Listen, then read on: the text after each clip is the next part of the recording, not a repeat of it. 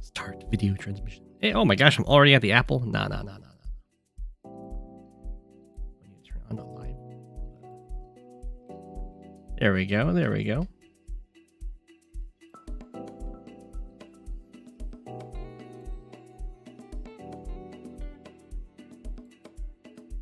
Gotta share.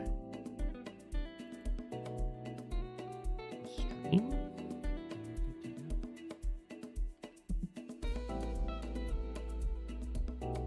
Oops, I almost shared it into the wrong channel.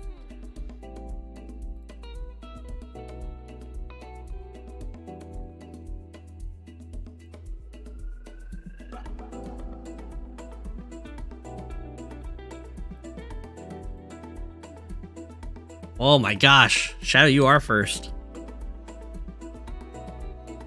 No, you were the first 3 messages. It's always quite the competition.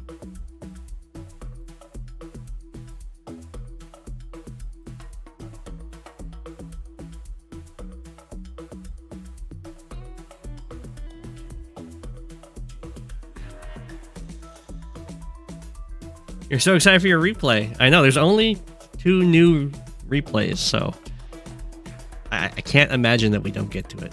These new ones would have to be extraordinarily long.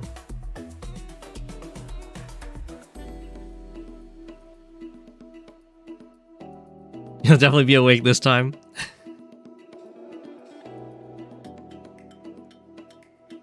Oh.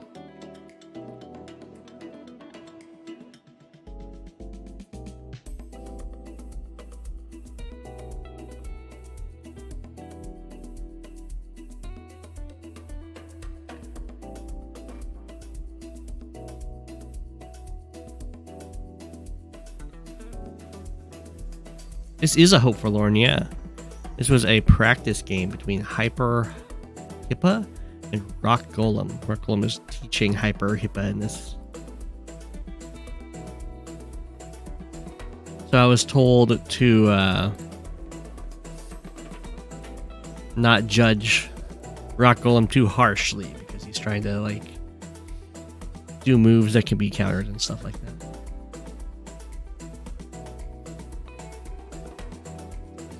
This is a very famous map. Made by Voice of Akasha, I believe.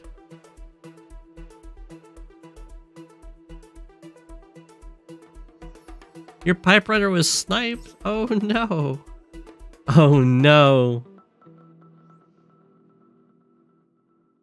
Havits is a fan of this map. From my experience, it kind of stalls out in the middle, but it's certainly fancy. It has quite a few openers. It's the stealth map. That's true. You'll see, you can see stealths being built here. The airports are really far away.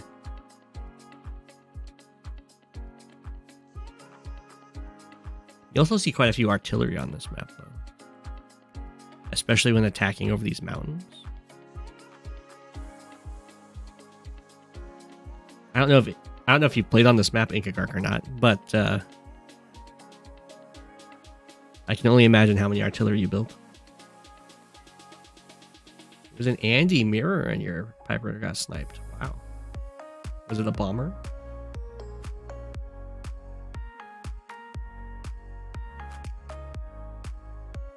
You're in a Rachel versus Grid game.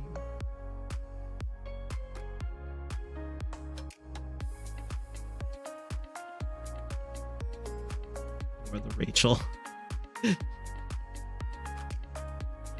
From what I saw, Grit has been struggling on the map.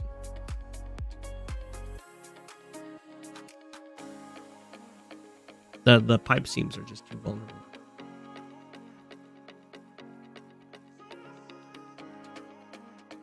Oh, hey, Fee. Yeah, I do lots of Advanced Wars by Web streams. Right now, I'm just waiting for people to show up, and then I'll start going over the games. You're beating up the mod team. Don't make me send Talos after you. Andy is generally very good. Yeah, the pipe teams have neo-tank defenses. Wait, Habits, who are you beating up then? Who on the mod team are you beating up? Oh, you're already playing against Talos. Well, Fee, if you ever have a game you'd like to have covered, you can submit it to me on the Advanced Wars by Web Discord. Just go to your game, hit replay, and there's a download button, and then send that file to me. Yeah, I do Sunday, Monday in a row. My current schedule is Sunday, Monday, Wednesday, Friday. Sunday, Monday, Wednesday, Friday. And if you want a lot of Advanced Wars by Web streams, I have... Oh, which number is this? I have whatever the number on this stream is, like 120 something. On YouTube.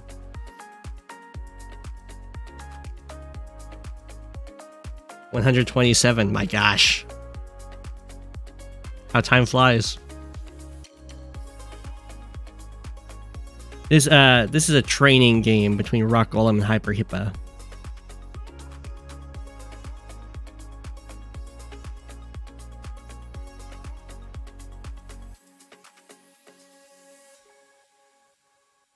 You've been working on your... Oh my gosh. You're watching all of them? You can definitely speed them up.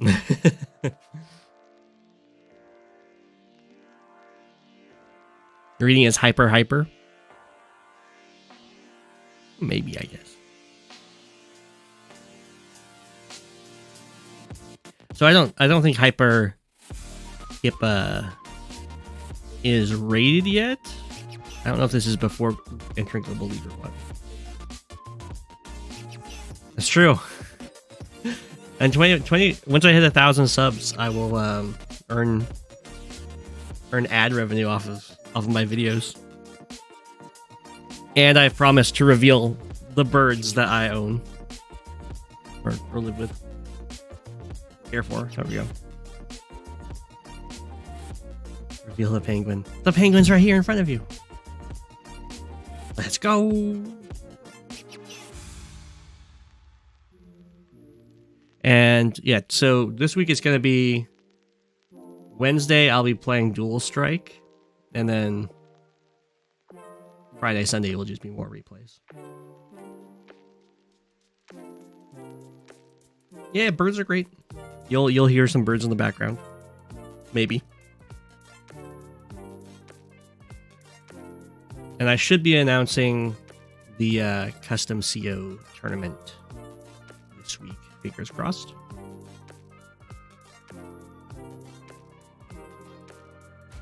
Okay, we got double-digit viewers, so I will start it up right now. On the left, we have HyperHypa playing as Eagle, and on the right, we have Rock Golem playing as Kindle. Rock Golem is known in the community for playing war room maps, where he will take on the role of the computer in the war rooms, and then you get to choose whatever CO want to try and fight him, which can be quite the challenge. Very puzzle-like. But he's certainly much harder to fight. The computer is in the war rooms. Oh my gosh. Okay, so this is not usually what you want to do right away. This can sometimes happen if you miss that there's a neutral base on the map. But I would highly recommend always prioritizing the neutral bases over other properties, because you get to build more infantry. When you, the sooner you get these, you're going to start building your infantry faster. And that also means that all of the captures, the properties that you can capture from this base, will be captured sooner as well. So if you go here and go for this capture, it's costing you infantry because you're not walking straight to this base, but it's also going to cost you money. Even though you're getting this money faster from this property, you're delaying this one, you're delaying all the infantry that'll come out and go for these properties and that like. So it can be very expensive to skip the base. Looks like Rock Golem just decides to mirror here. That might be to try and keep the game fair, because Rock Golem is during this game communicating with HyperHypa. There's not going to be a penguin face reveal. I'm going to have a video showing off the birds I live with. Although my face might get revealed at one point, who knows? And then the other birds are going to be as quiet as possible. Okay, so this is fine. This is kind of what you would usually want to do. You can see this guy can still reach the base next turn. And you go for this capture, but you don't finish the capture. Instead, you walk down and go for this base. But this is like concealing your plans, kind of. It's like, well, maybe I am going to finish the capture and I want to go for a very early rush against you. But usually you would go down to the base right after. Might be what Rock Golem is telling HyperHypa at this point. Ooh, Rock Golem goes for a very fast recon. Yeah, just like that. Okay, so you can see the rush distance is really far on this map, so there's no reason to react to the recon quite yet. You're also only expanding in one direction, just like from the left to the right, so you don't have to worry about your tank having to cover multiple fronts. You can just wait for the recon to kind of commit, and then build a tank, and then it's probably going to switch around, but you'll have lots of time. Oh, HyperHypa actually just responds recon to recon here. Sure. Just mimicking the movement there. I'm building a bunch of infantry. Okay, so you don't need to respond to this in standard, I should say. You don't need to respond to the recon until it's actually stopping you from doing something. In this case, Rock Golem kind of got a tank a little early. If I was HyperHypa here and they built a tank here, I just don't send the recon down there. Now I send it towards the middle, like right here. Since in standard, it's not really worth it to sacrifice a recon to delay a capture like it can be in high funds.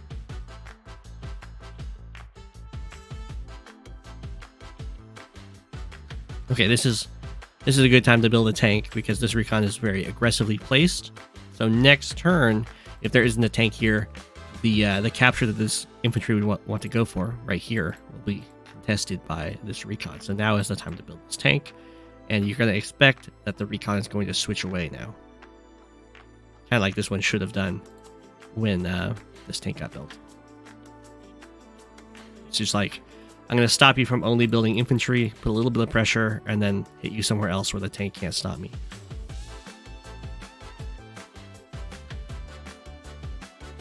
Unless you were building more tanks at the same time, like here, and then you have the recon supported by tanks and really trying to assert yourself. Here you can see the recon just front switched away. And this one just retreated really far. You don't need to do that, especially recon versus recon. The attacks aren't super strong. So if you want to, in this case, if you want to line up, okay, how am I gonna say this? These two cities are what these infantry are looking at to capture. You don't have a tank in range, so this recon is probably just going to sit on these cities, or it's going to hit this infantry. So I would just put this recon on one of these cities. You don't really need to worry about their recon hitting your recon. They do very little damage to each other. It'll hit it down to like 8 or something. And if you and that means that they can't stand on your city to stop you. You probably want to stand on this one, but that's okay. Now the difference being, if you stand on this city, you're leaving it open for this guy to capture, but he has to walk through this tile. So if they moved onto this city, they would still be blocking you. They'll probably attack here, but from this city you can hit the recon if you really want to. This recon is going to get some value.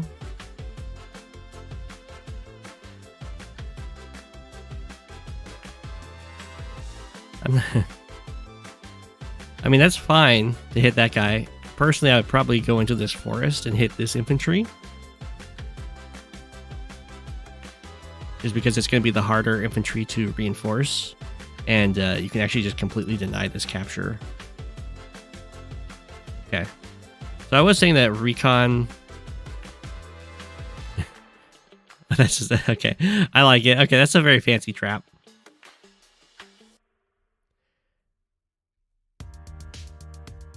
I was saying that recons don't hit each other very hard, but you can go for the hit to if you're gonna like trap it and then hit it with a recon. You can do that, although this is probably fine, just relying on the tank to do it. Unfortunately, this tank, well, it can hit here. And you can see the recons hit each other. This one's on the road, so it ends up losing the exchange. Penguins seem to be hard to have as a pet, yeah. Is that I had penguins? No, I've hung out with penguins before, but I do not own any penguins.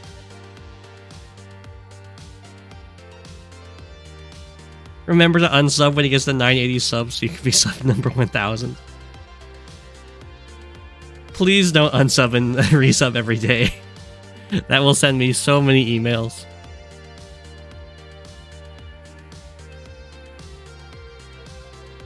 It does send me a notification every time someone subs. I don't know if it has a cooldown though. Maybe it might have a cooldown to stop spam. Sub early and sub often. Okay, so Rock Golem here is putting a lot. Usually you want to invest in your 2-base side and try and pressure them to have to invest in their 1-base side, so you have the unit count advantage in the big fights. That's what's going on here.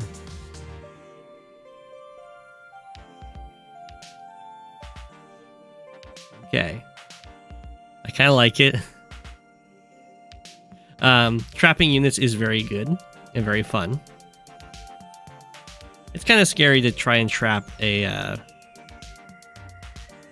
Kindle tank, so it's going to get some damage done, but 2 tanks with a comm tower after the chip damage that the tank's taken should probably kill it.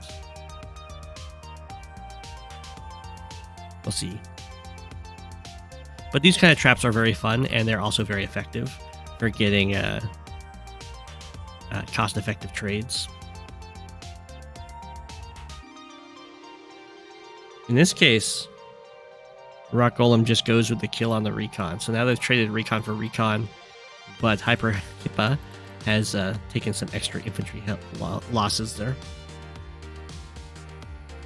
Decides to send the guy in to interrupt this property for 1 turn. I'm not a huge fan of that, but it's okay. I don't think there's going to be any good follow-up to truly deny this property.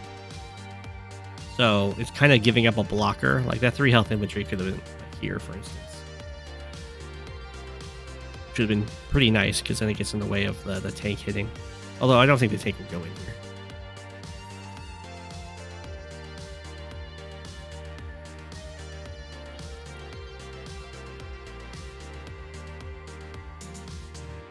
So as for how this all like played out, where Rock Golem's down a tank, but they traded out evenly on the recons, and these properties have been delayed by quite a long time, I would say it's probably about even.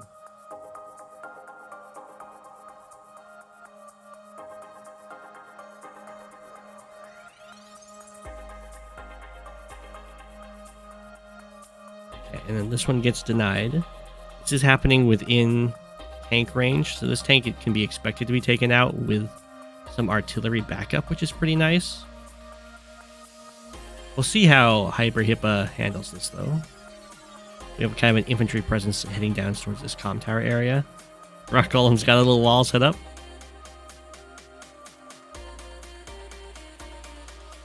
Oh, okay. That's still not gonna deny it, but I get the idea. I think I would have preferred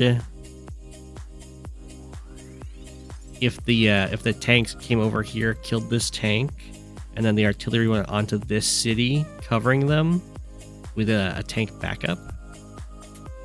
Because there are 2 tanks here, so they could kill off one of these tanks and maybe even have a breakthrough and hit the artillery, but then you get a nice tank hit from the city. Going down here isn't bad, though.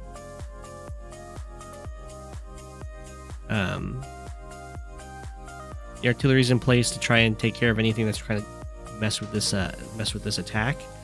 The problem, of course, is that you're not actually going to interrupt this because it was only knocked down to 9. Oh my gosh, don't go for an attack like that. So the problem here is you do get a nice tank first strike, but this tank has no real backup in comparison to 1, 2, 3, 4, 5 tanks, or we'll say 4.5 with 2 more on the way. So, oh, this guy doesn't even cover. You're going to know if a tank covers another tank is if this one was inside the movement range of this one.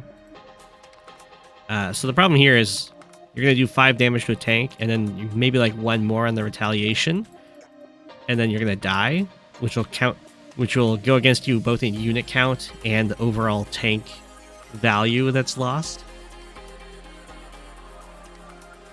Sometimes you'll go for attacks like that if you're trying to generate a lot of charge.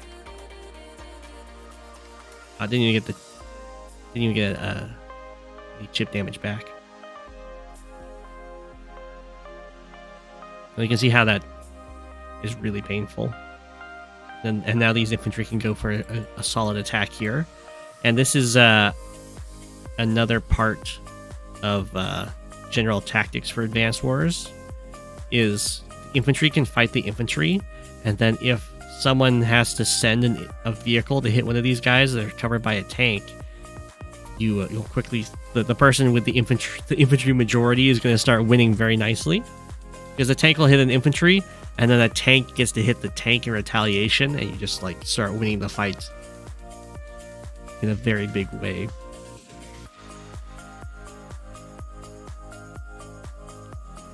Here, Rock Golem builds a medium tank. This is usually going to be a response to a lot of tank pressure.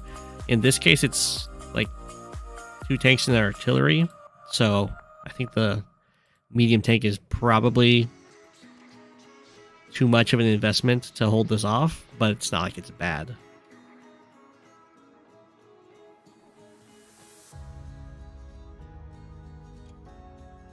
Okay.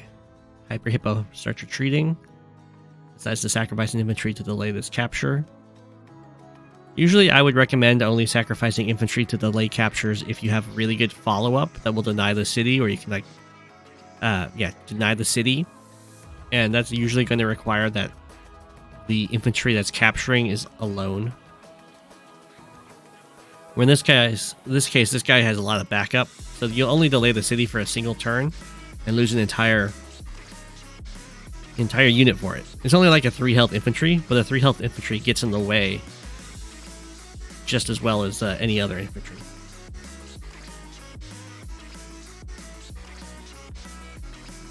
Now you can just directly message me, but if you want to do it in the replay channel, you could too. But that would start flooding the replay library channel. So you can just send me a DM with the zip file, and you're good to go.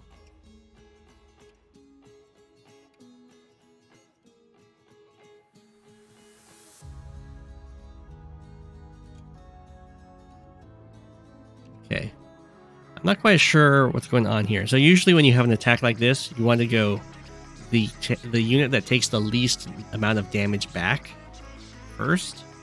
So you wouldn't want to hit with the infantry first, because it's going to take like the chip damage there. It lost a whole hit point. Or the tank wouldn't lose any hit points, even if that infantry survived the tank hit.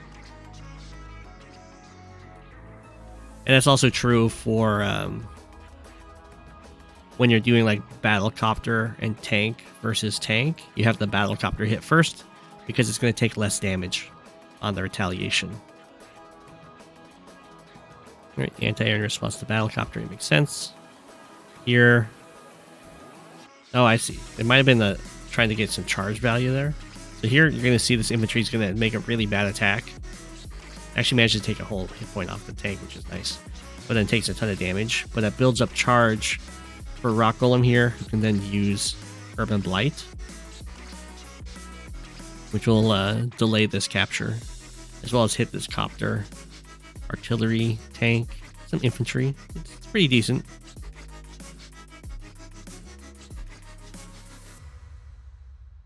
The way that power generates is, you can see it's a big old number here, and that's filled up based on 100% of the value you take from combats in damage, and 50% of the damage you deal in combats.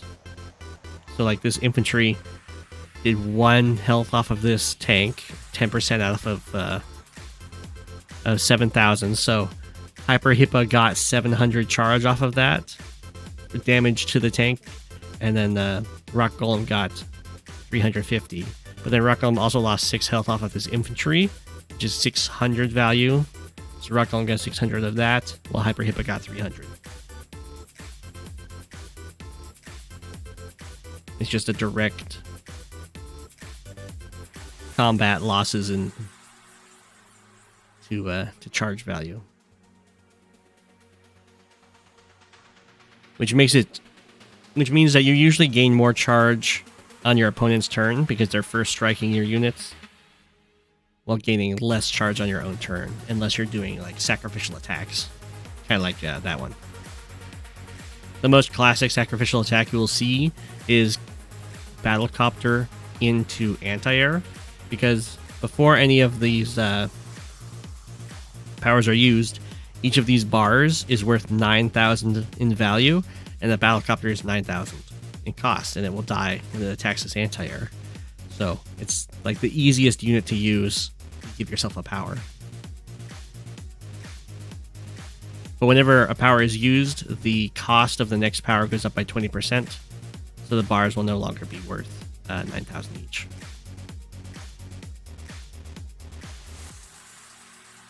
And it goes up 20% of the base 9,000. It doesn't.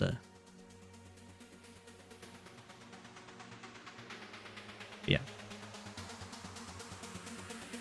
Okay. HyperHypa decides to attack in here.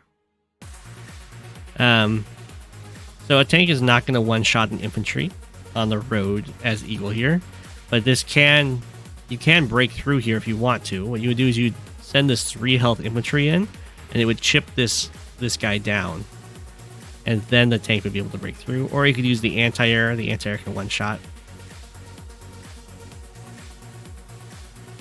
And the reason why you usually want to break walls is so you have another square or tile that you can use to attack the next unit.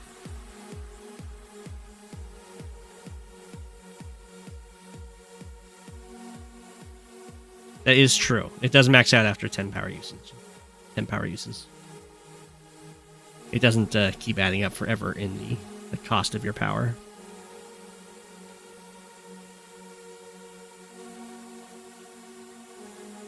Yeah, so the general idea here kind of makes sense. Moving forward, hitting the wall, bringing the artillery up to protect the units, and then threatening this medium tank.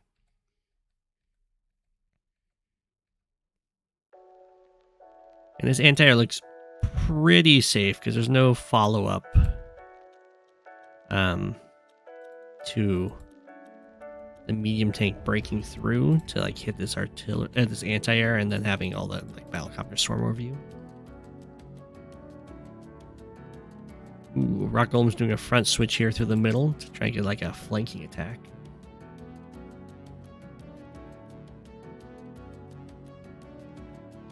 Okay.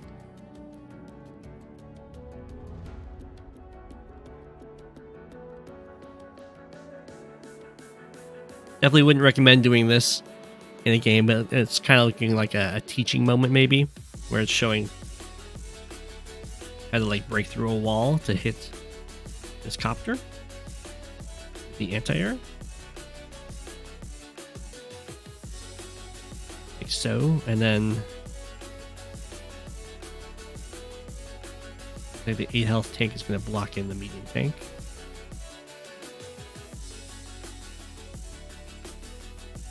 Sure. This is a very vulnerable spot to leave the tanks, because HyperHypa is against Kindle, and a copter hitting from a city onto a tank can potentially one-shot that tank. I do like the copters being brought down to match, or to answer this like tank front switch. There's like a unit triangle in Advanced Wars by Web where copter beats tank, tank beats anti-air, anti-air beats copter. So if there's ever a time that you can get your counter unit against solely their counter. The unit they counter, like copters against tanks. That's going to be good.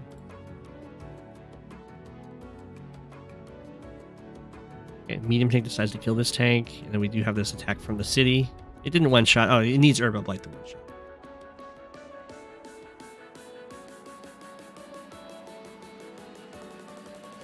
Breaking eggs is like eating penguin eggs? How could you?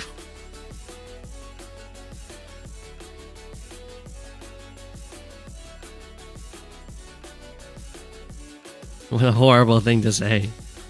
Alright, these tanks run away from the copters. Okay. And Golem starts capturing this comm tower.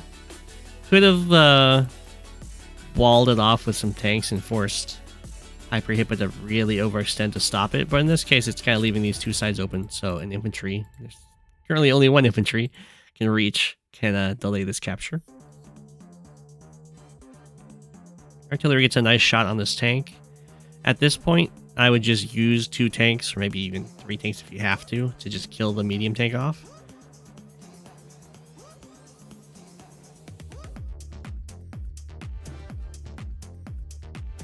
Because this artillery is kind of exposed a little bit, I guess. Wait, did this? I did hit a copter, cleared the city.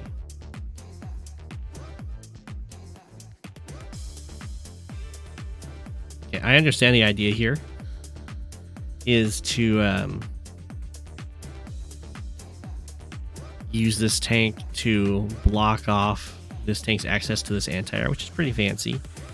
The problem is, of course, that Kindle has Urban Blight, so there's a 100% chance that 2 copters can be used to clear this tank off after it takes 3 damage from Urban Blight, and then this tank can kill the anti-air. Something that HyperHypa can look at this turn is that only needs like 3 and a bit of bars to get the lightning strike. And the lightning strike would be pretty nice here. So I'd be way more aggressive with these tanks. Probably killing off the medium tank would make sense to me to build up charge, and then you can even slam in over here, bring the copter over. Might not be able to get there, so you probably have to calculate the charge gain.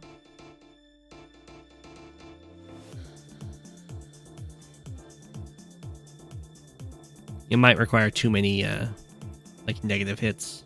1, 2, 3, 4, 5. This copter, if it came from the airport, it could have sacrificed into the anti-air, for instance. That would do it. Why don't people build more than 1 anti-air?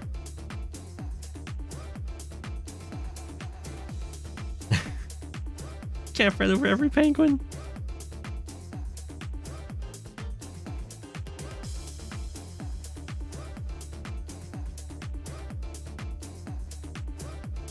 We'll see if Golem goes for the break. Seems really weird. Okay. Oh, that was a double comm tower. I see. Yeah. Okay. So if you have plus 20% firepower, then 2 copters will always clear a tank off of a city, assuming your opponent doesn't have extra defense. I was like, why isn't Golem using Urban Blight?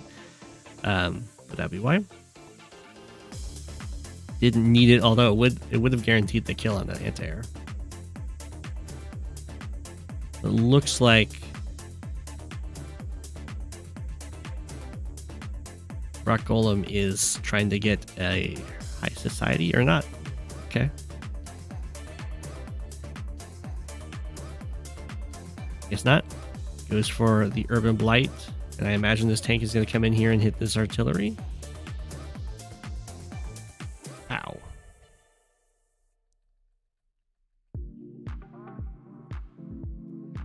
Okay.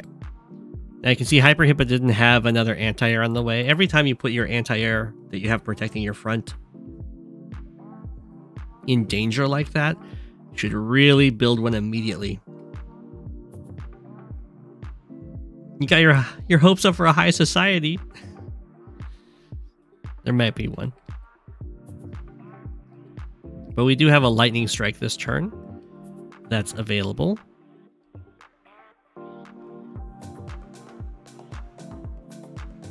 Unfortunately for Eagle, Lightning Strike will not refresh infantry or mechs, so can't just immediately take this comm tower. We'll be able to kill this anti-air off, though, using these tanks.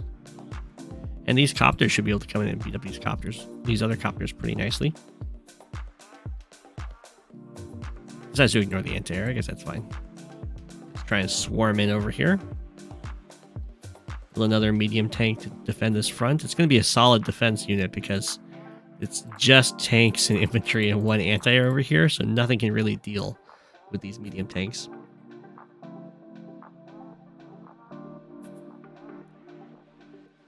A lot of stuff gets killed off here. She took 2 chip damage off of that. Nice copter strikes. Eagle has some solid copters. Just brings these tanks forward, protected by the artillery, kinda. These guys aren't protected, which is too bad. This is scary. You're gonna want HyperHypa's gonna want to build a copter next turn. Otherwise, the airport will start being captured.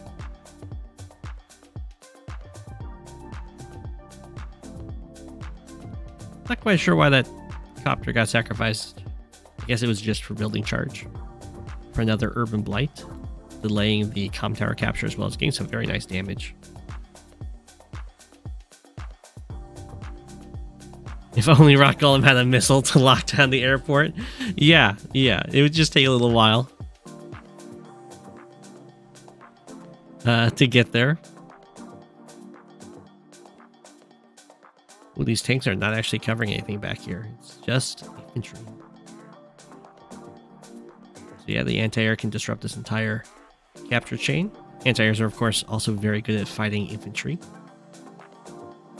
And here comes some artillery to help deal with the medium tanks.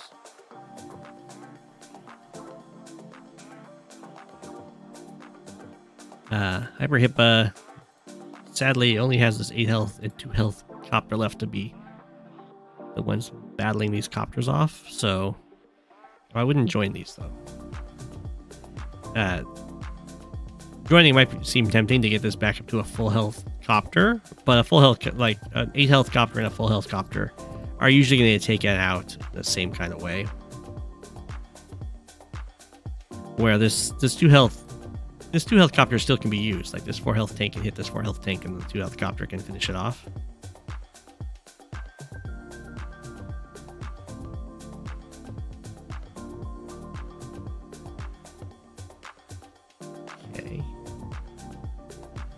Here are the medium tanks. You got copters forced to be built there. Anti-air gets built here. It makes sense. Forced to have a base skip. It's unfortunate, but it happens. Ooh, didn't block off the anti-air from sneaking around and delaying this or stopping this comm tower capture, which hurts a lot. A lot of first strikes happening here, and then game ended in a draw, which is pretty interesting. Usually that means they might have just decided to end the game because it's like a practice game, or Rock Golem could have timed out because the program doesn't see timeouts and draws as anything separate. Like the same code goes into it or something. But I think that was a pretty educational game. I'm sure HyperHypa got a lot out of it when playing against Rock Golem there.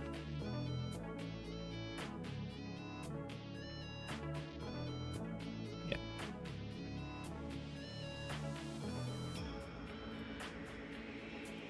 Next we have achesst versus Thavidu, the Global League game.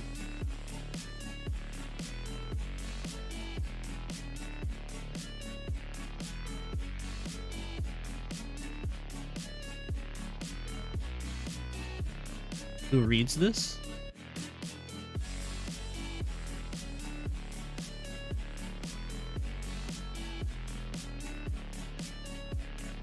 In general, is Kindle too strong of an early game bully for Eagle to survive until Lightning Strike? Nah. I mean, it depends on the map, I guess. But on that map,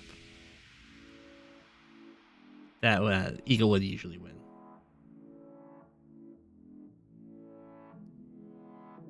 Oh, one of the match names is who reads this.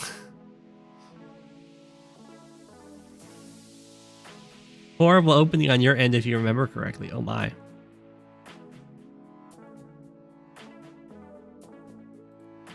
So this is the most classic fog map. 1 versus 1 in Stalingrad.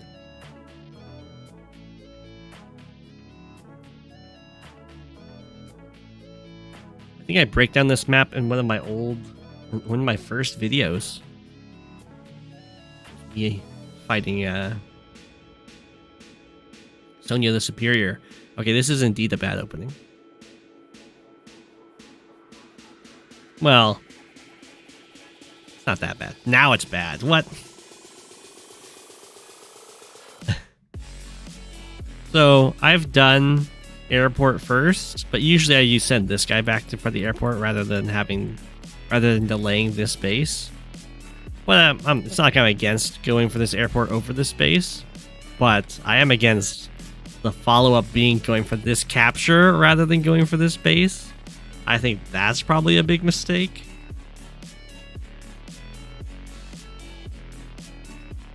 There must be this must be like a battle copter rush if you need that much money or something.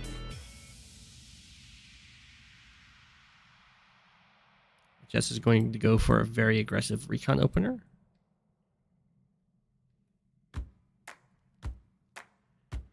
So a battlecopter would be possible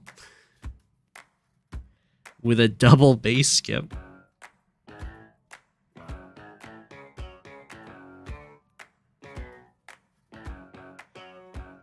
The Thavidus and Thavidones of openings.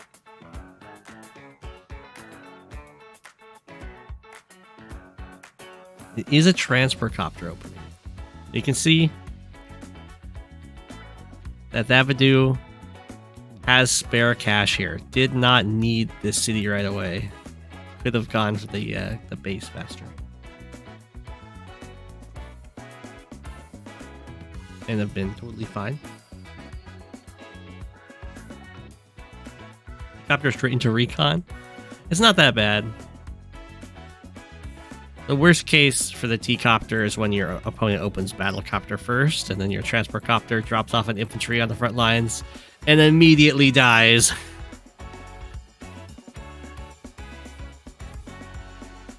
That's when it's really bad. Or if it's more than just one recon. If it's like a triple recon attack, then you're gonna have a hard time. But we'll see what this transport copter is able to do. It's transport copter followed by artillery and then double recon. That is quite the opening. The kind of like standard opening has a tank attack happen in like 2 turns on this comm tower, and there's nothing really to stop that right now. I imagine. Okay, we have a tank coming. I probably would have gotten a battlecopter. Just to keep up the unit count, and because it's usually a tank attack and the anti-air comes a little later.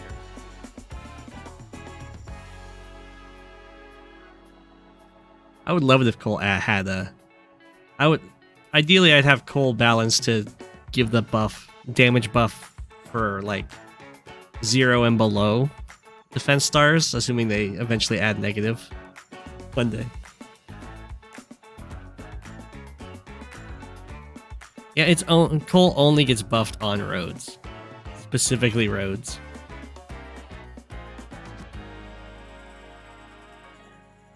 Okay, so the recon has interrupted here. There's some fancy stuff you can do here. Unfortunately, this tank doesn't actually cover this. 1, 2, 3, 4, 5, 6. 1, 2, 3, 4, 5, 6. It never can. But you can bluff it. You can just be like, oh yeah, sure, you hit me. And then you just continue capping. And then it's up to your opponent as to whether or not they want to risk losing their entire recon. In this case, it'd probably be recon and artillery that goes down. Because you're kind of saying that you're building up forces to hit it.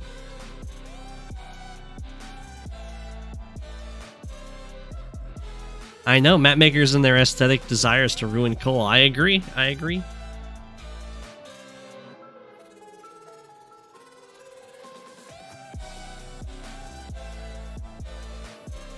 Well, it's a very aggressive artillery placement, but it's going to catch this recon completely off guard. So that's pretty cool. Definitely would have attacked that from the forest.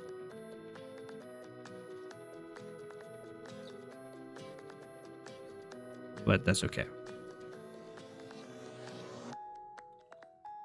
I also probably would have dropped this infantry up here. Just to be closer to the fight.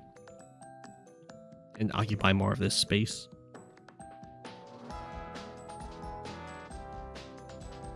Okay.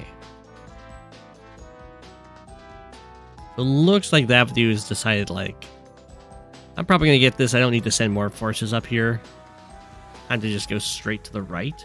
I'd probably prefer to have this tank go, like, out and then up. Or I guess it came from here. No, it came from here. 1, 2, 3, 4, 5, 6. Yeah. Out and then up, because you're still going to be going this far in, like, the northern direction when you go to fight on this front. But that gives you more options to front switch towards your comm tower. Yeah, showing the recon is a bit of a giveaway that there isn't a tank in range. That's true.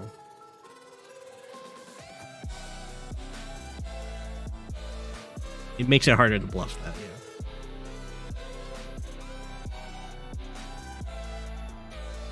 It might still work, though. I mean, you might as well try.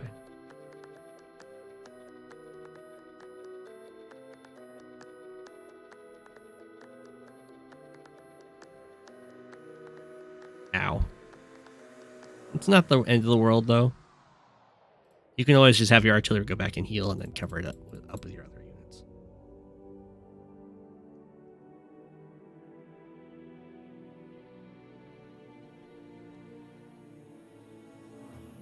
Okay.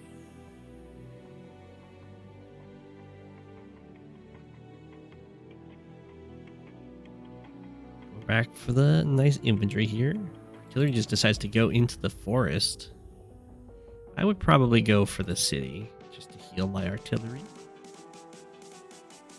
Infantry, what hit me? I'll go find out.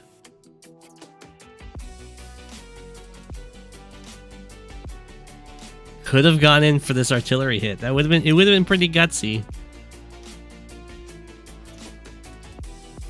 It would have been quite the call to make. Usually artillery have some defenses around them.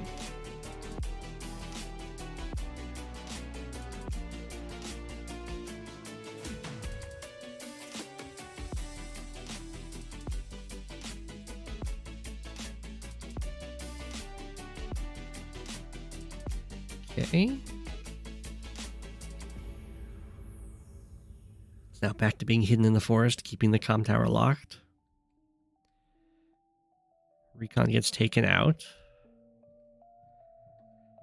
This is why I don't like using copters very aggressively.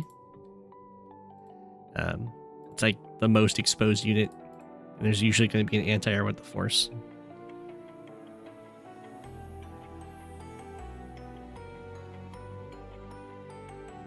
Okay, now dives in on this artillery.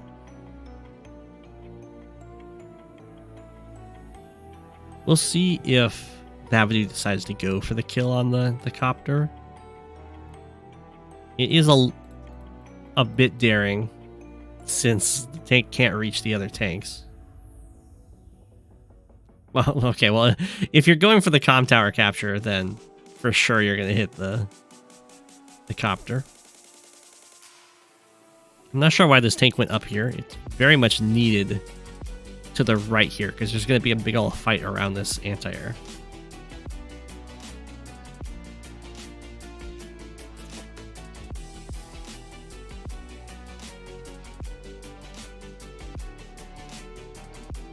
Okay. The artillery's barely out of vision.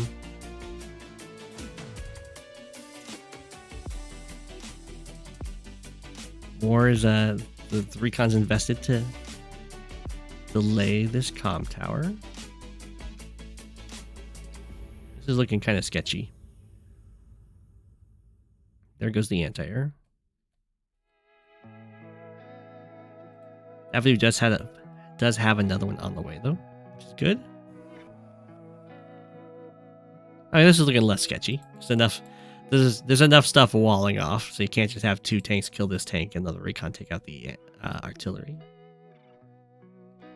If this infantry was just a little bit lower in health, then this guy could just clear the way. I guess Thavidu could still do it with a power.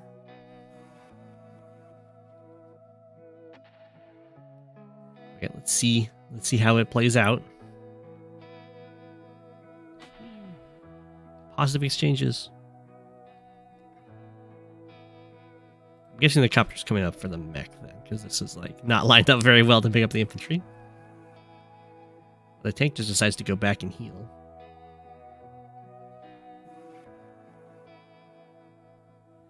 Zoom. Bop. I'm not sure if I mean, it probably would be better to just sacrifice this tank and then have this tank finish off the tank in the forest, and then the recon just walks through and kills the artillery that way.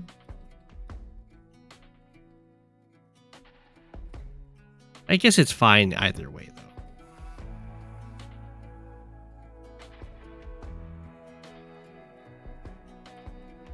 Why is Sonya picked so often and cross fire ring of force? I don't know.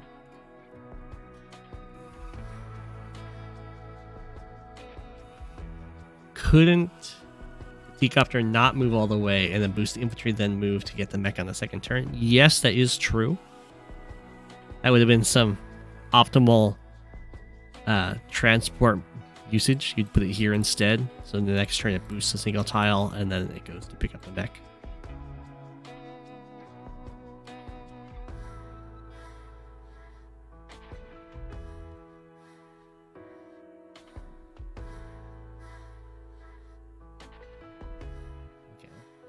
So this fight is it's starting to look pretty good for chest here. Thavidu was able to take out the artillery, which is nice, but getting the Jake super in response to the Koal normal power is going to be pretty strong. Oh no. Oh my gosh, that's like worst case scenario. It chased it down.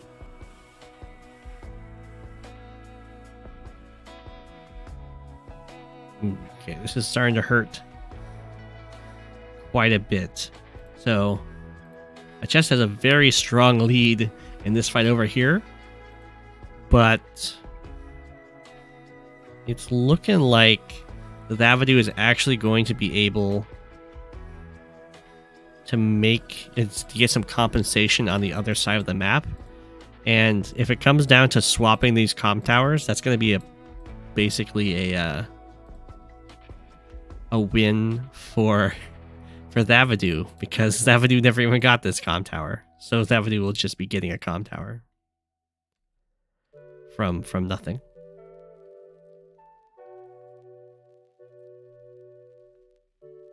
Run away.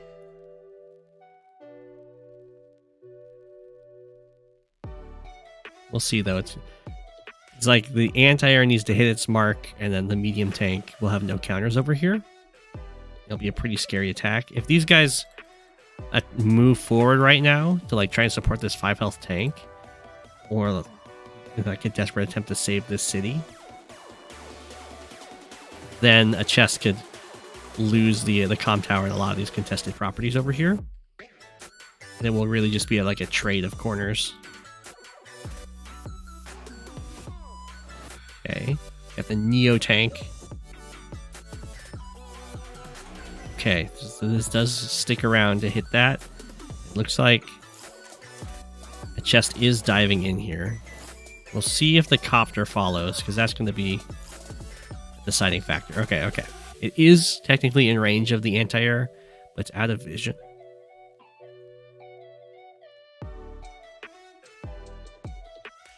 And the recon doesn't end up spotting it. So it's going to live. The infantry going to get picked off. Probably fine. I'm almost forced for Thavidu to go for the comm tower at this point. I would not send anything up here. This looks completely lost. It's time to just send everything to the other side of the map. How many games do I have piled up total? It should be in the description. Okay.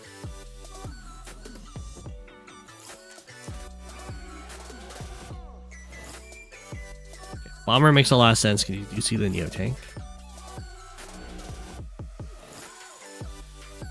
Looks like the infantry went the other direction rather than going for this comm tower. So chess is going to be up 2 comm towers to nothing.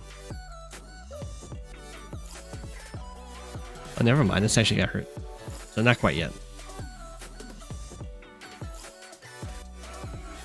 Okay. Well, these guys just stood around. What tile did you miscount?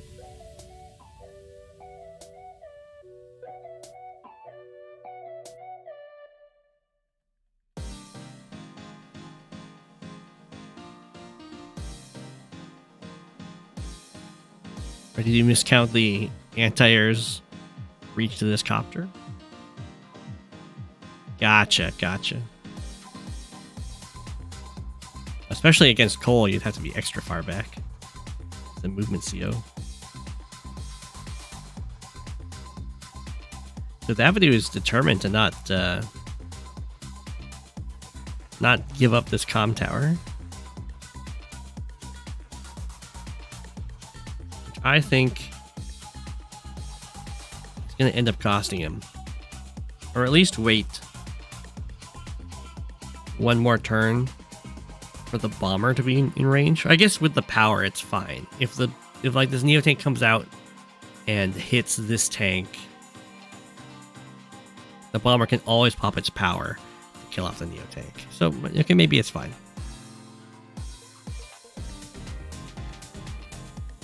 We'll see. Poor mech gets beat up, but that's okay. The tank has to kind of expose itself to do so. It does reveal tank doesn't send the Neo tank for it though. The Neo tank is being withheld. Is the Neo tank not in range? Oh, the Neo tank wasn't in range, that'd be why.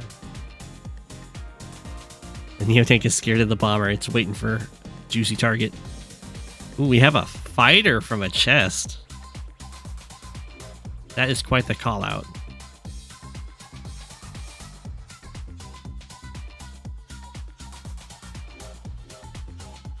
Thavidu is doing very well without the comm tower. And this is why you always have 2 anti-airs that are buddy-buddy with each other.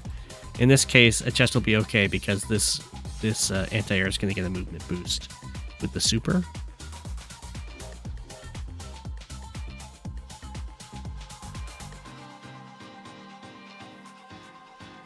Okay. The comm tower is remaining uncaptured. Tank goes down.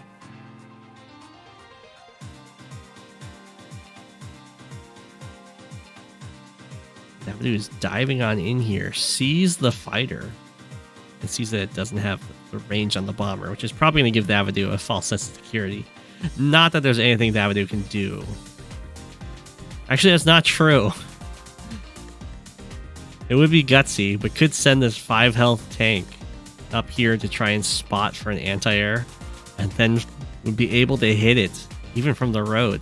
Would have been an absolutely amazing call out.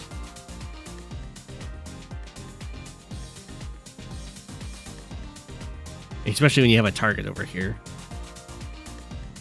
It wouldn't be too unheard of, I guess. What I would see happen is, well, maybe Thavidu's worried that there's an anti-air like in these woods, So it sends this tank to this tile to check the woods, and then that would reveal the anti-air. Because the tank can always hit this other tank from the city. It could already have that plan in mind. But this is totally a reasonable thing to do.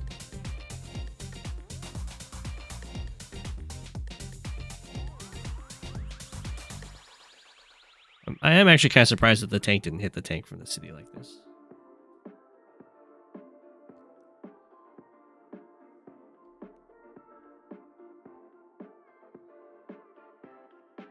Okay. Here comes the anti-air to kill the bomber. Bye-bye. It's going to be very good news for this Neo tank. And another Neo tank shows up down here, takes out this recon. Which is very bad news for this medium tank. They go. Neo tank's doing their Neo tank thing. Lots of damage. Interrupts the cap. Fighter chilling in the middle. Interrupt that cap. Get a nice first strike on the tank. This is looking very good for a chest. Thavidu's actually managed to keep up in the unit count, which is very impressive.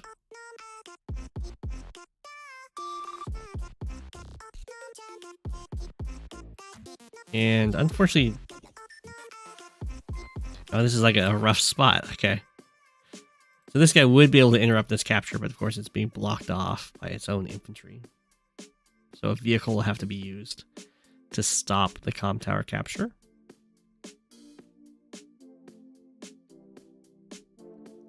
We've got a Neo tank of Thavidu's own. Okay, no vehicle. Oh, no. The anti-air is going to do it. No. Nothing stops the comm tower capture? That is very weird.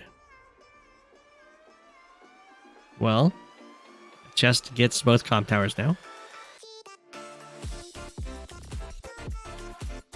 Neo tank is to do its Neo tank thing.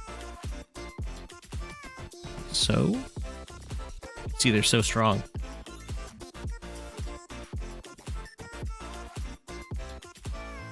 The fighter is so embarrassed, dude. It even had the bomber to hit, but the anti-air stole its glory. Okay. Thavidu's getting some really good value over here. And Thavidu is keeping up in the economy, which is also impressive. To repair. Neo tank's moving up, trying to get the first strike in the other Neo tank. Finishes off the artillery anti-air. Moving back here. Okay. Really far behind in unit value, but in every other metric doing just fine.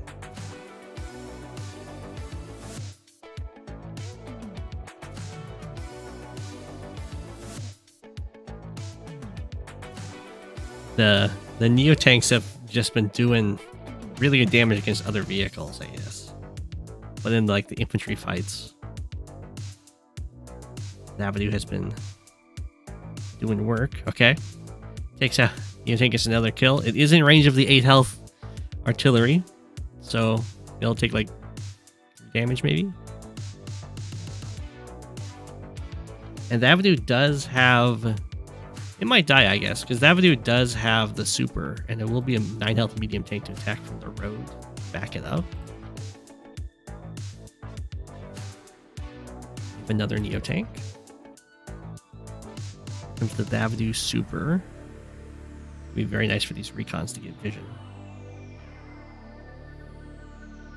Oh no, there's nothing to... Well, this can hit from the forest.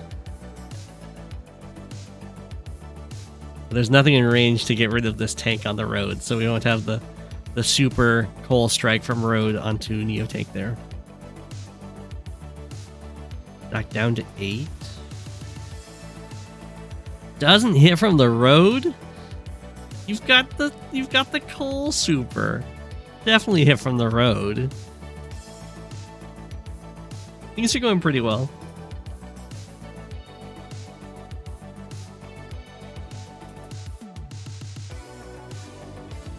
Okay, you're gonna hit from the city onto the other Neo tank. That's totally fine.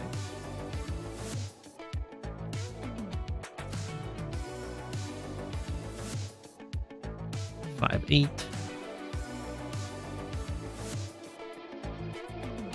Lesser protect with Artie. That's true. But you do like 2 more health off of the Neo tank, probably.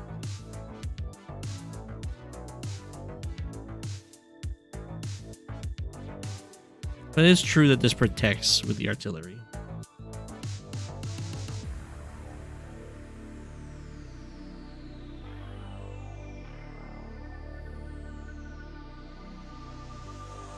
Okay, here comes the block rock. Neo tank runs away, protected by another Neo tank. We have to break through over here. They reveal the artillery. Shoots the medium tank. Ow.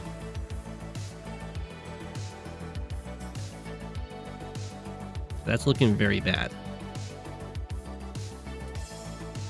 Thavidu ended up winning the fight over here, but yeah, down here, kind of wrecked by Block Rock.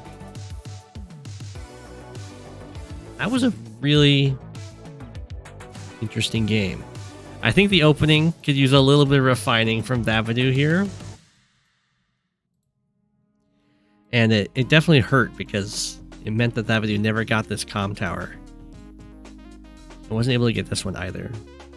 But still managed, even at the end here, only down a single property, despite having to deal with Neo tanks on both fronts like that.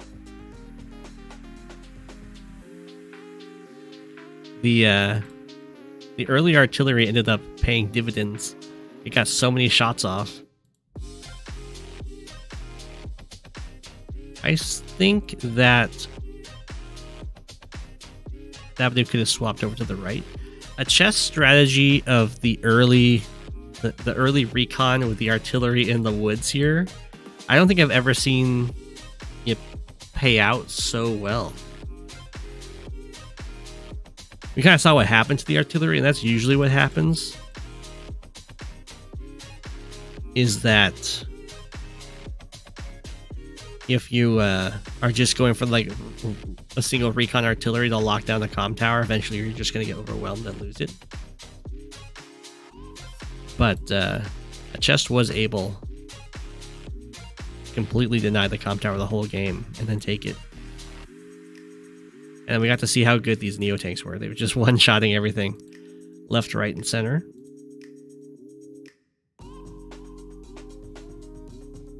And at this point, achesst just has complete air dominance, so the fighter can just sit in the middle, and if a battlecopter ever shows up, it can just fly over there and take it out.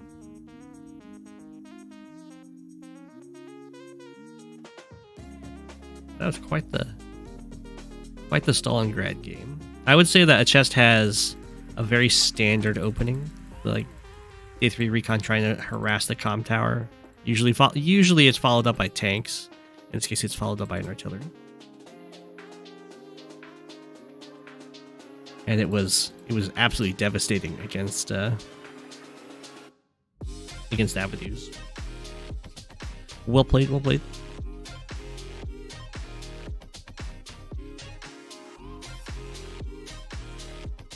Next we have the Flawdog replay.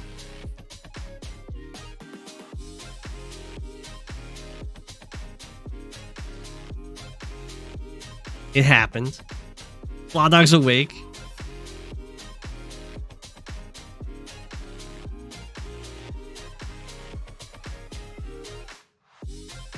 The Neo tanks were very good calls.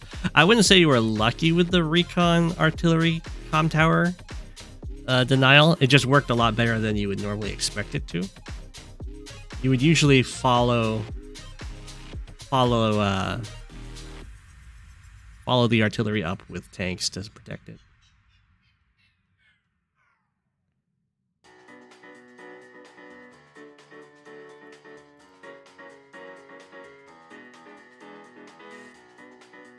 And the Neo tanks were very good calls.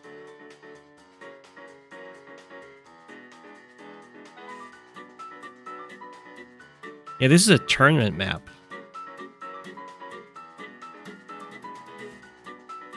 I don't know if this is a tournament game. Heart Sami forever.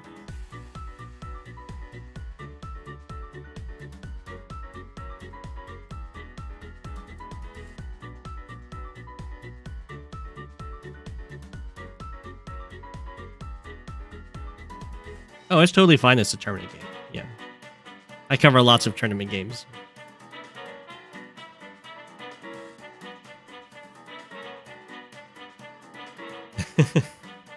Both Go7 Slayers meet up in a tournament. Sami versus Eagle. We do have triple bases with double airports. See how it goes. If I was Eagle here, this might be a fancy way of going for this base. It's the same number of turns to go here and then here and then here as here and then here and then here. Yeah, okay. I was gonna say, if I was Eagle here against Sami, definitely gonna go for some very early vehicles to put pressure on the lone base. Try and keep its infantry count down low. But we will see. Be like a recon right away. Oh, okay. So give me the infantry.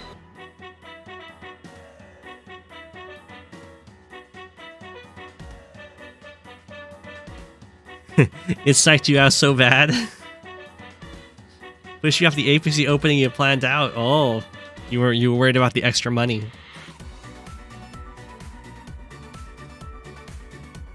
Who will win? A copter who can move and attack twice, or an infantry that wins the hearts and minds? I gotcha, I gotcha. Usually I would say the copter that can attack twice, because everything can attack twice. Very interesting that Heather decided to open up with an artillery on the one base side. Also, Flawdog has been not going for this. Okay, I didn't even notice this. Flawdog, you should definitely go for this neutral base a lot earlier, especially as Sami. You can't afford to be missing out on these infantries.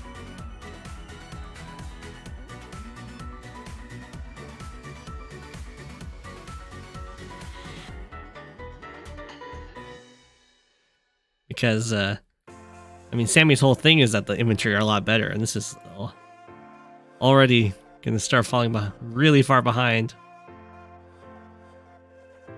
in infantry count.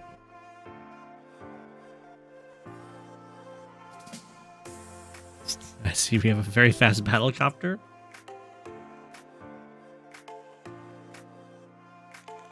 Oh, you were going to bring in APC. You were going to send APC infantry from your one base side over? That is fancy.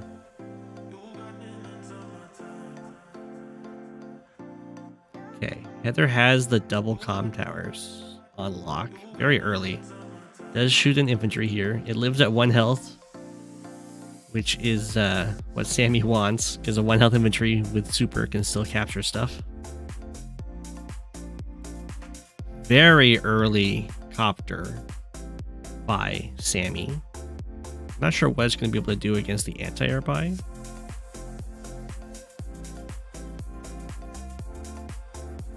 Decides not to try and take this city, which is okay. Okay, anti-air is built. It seems to ward this off perfectly well. Perfectly fine. There's enough money to go for a copter of Heather's own here.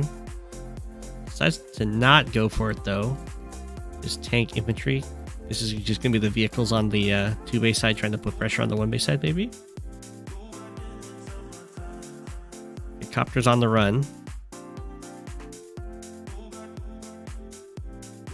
Heather can definitely kill off this infantry should she wish to. We have a recon built over here for Sami.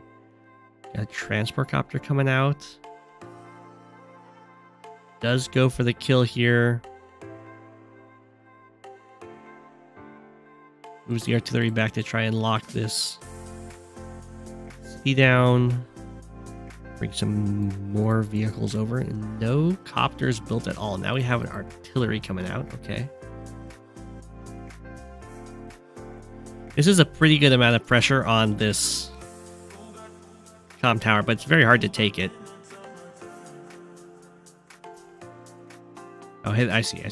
There misses the attack from there, but it's fine.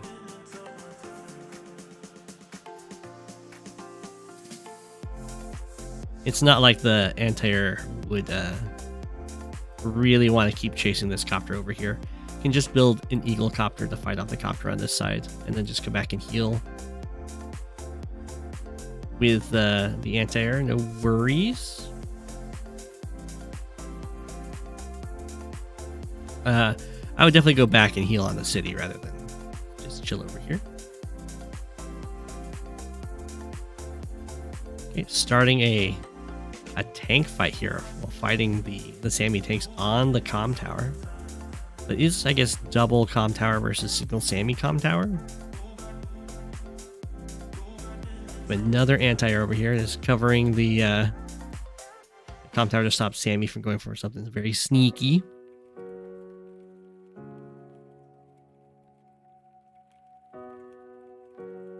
The middle is very, very choky.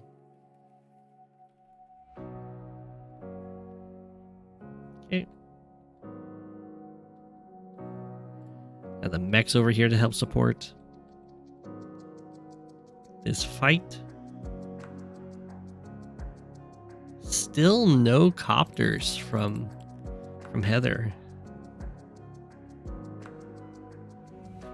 Guess we're hit here. Brings the artillery up behind.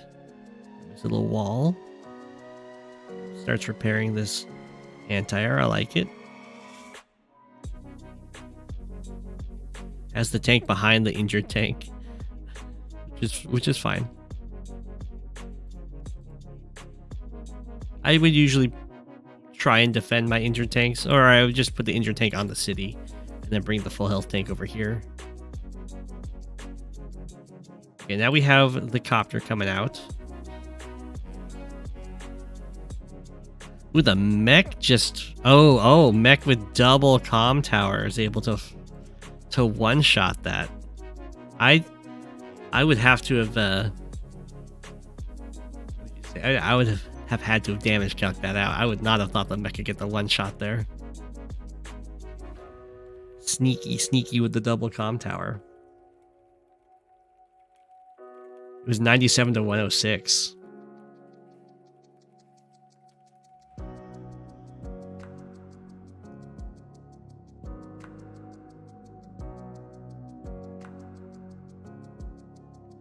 Well, it's definitely painful to have the artillery hit, but the artillery doesn't die, so it's okay. Just have to fall back a little bit.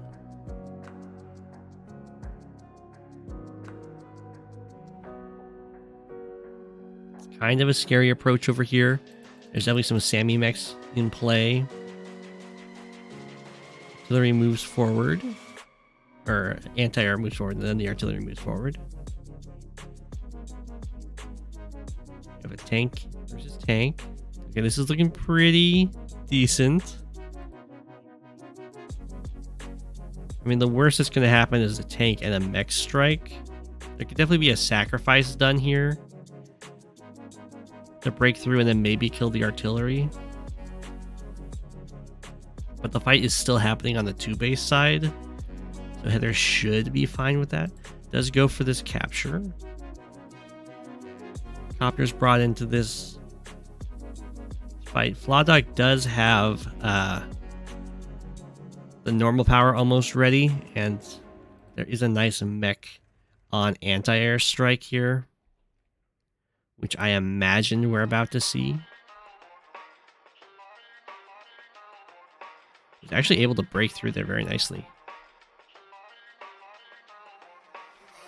These double comm tower Sami infantry are... I had no idea that Sami with double comm tower was just so deadly.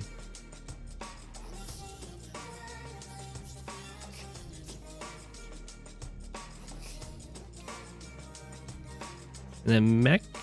Oh, the mech is going to be the one that hits the... Okay. Then, yeah, over here for sure. Yeah, sacrifice.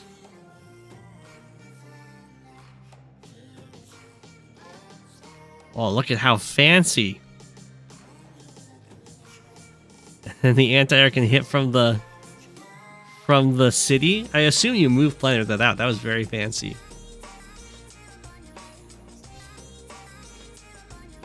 There's a very high damage Sami double time there. For the most part, I guess it killed a bunch of infantry and then a lot of injured stuff. And then this anti-air. You have a Fog Sami game ongoing, definitely taking notes. I had no idea that 2-tower Sami was so scary. Infantry being able to one-shot other infantry is a big deal. Usually that's more of a victory march thing.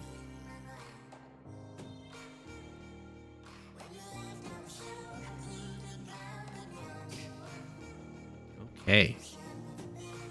There moves forward, letting the copter first strike happen.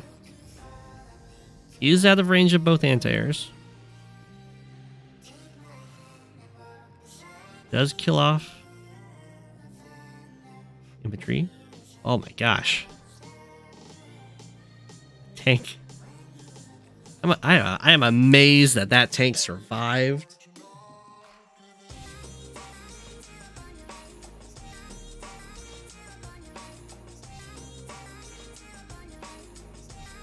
Breakthrough. I'm very worried about the big thing I'm worried about with this entire attack that Heather's going for on the right here is that this anti-air is down here, kind of exposed, but also not really able to protect these tanks against this copter.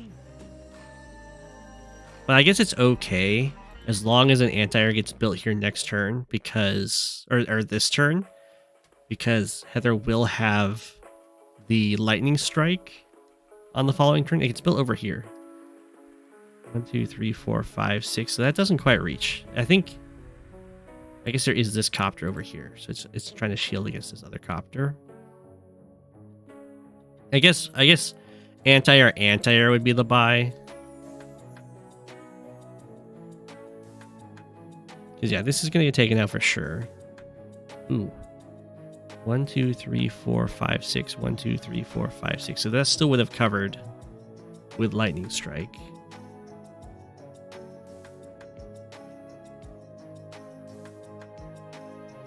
It's another mech strike on the tanks. Absolutely brutal.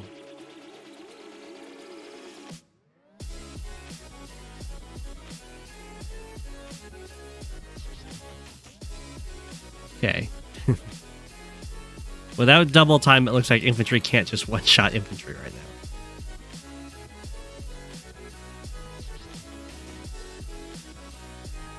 Mechs are kind of just weird artillery. They sort of are, yeah. They hit really hard. Well, they hit as hard as tanks.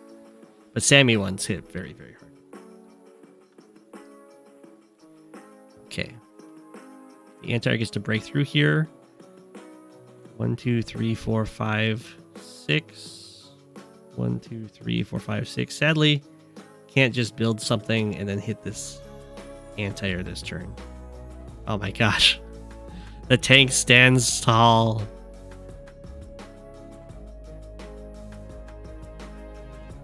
Oh. Manages to break through that way, though. Which is pretty good. Join together. 2, 3, 4, 5, 6. It must be to set up anti-air and tank strike on this anti-air.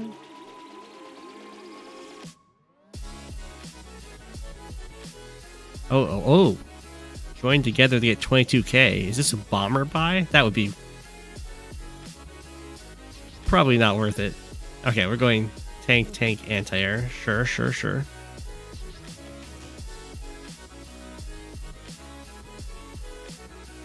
We have our nice lightning strike.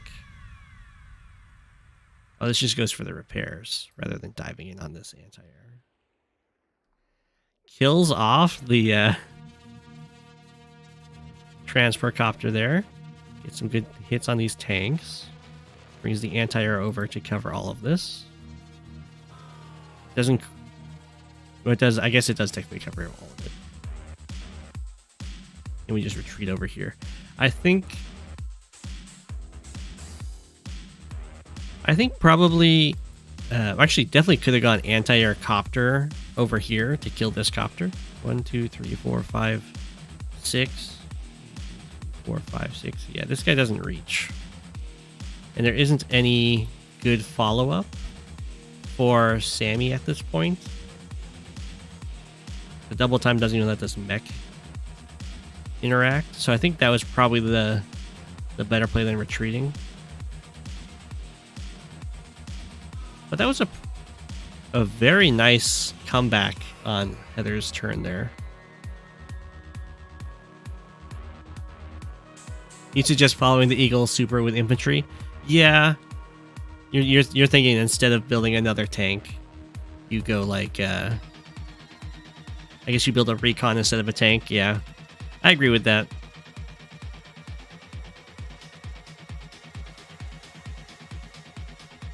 Anti-air's breaking on through. Yeah, things are looking very scary. Because if these two labs fall, then Flawdog will immediately win. This is a double lab map.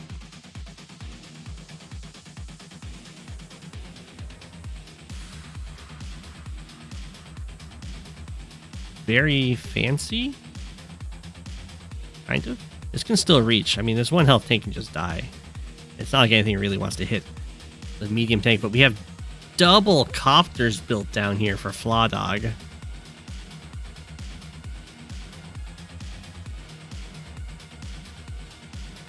Okay.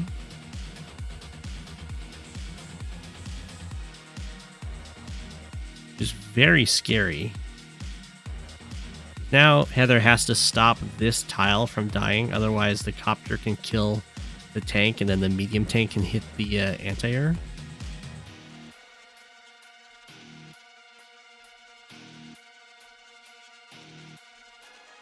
So this needs to be a full health infantry here. Like so. I'm not... And Flawdog has fooled me in the past as well. I'm not seeing a way to kill this off.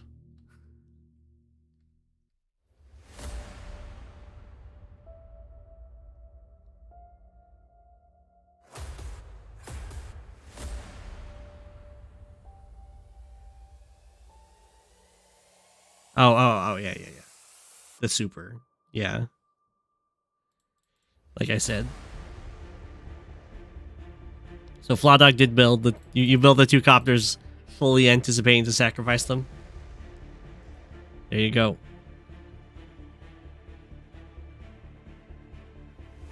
Victory march. There's the victory. They are the easiest sack. I did say that, yeah. That was very well played. I mean, there were some slight mistakes that Heather made, but I think Flawdog just came to that game super prepared. And even so, Heather was putting up a really good fight.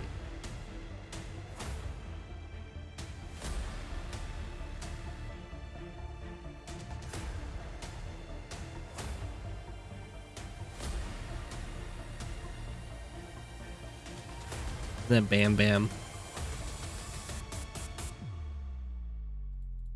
I still really didn't like your opening though.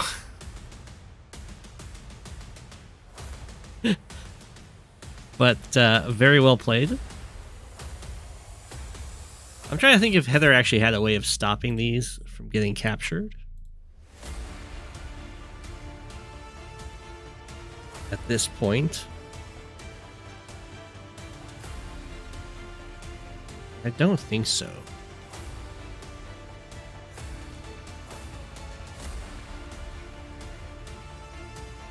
Yeah, no, I don't think there's any way to protect these labs. The double anti-air there.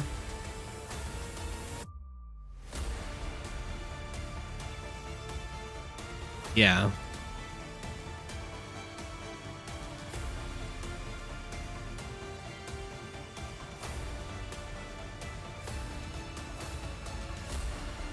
That was very well played.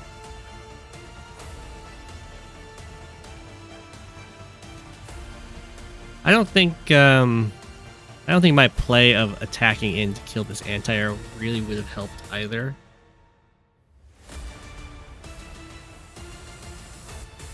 Would really have to be an attack over here, which I don't think is even really that doable since this guy is sitting on the city. So very well played. Okay, next we got Twiggy.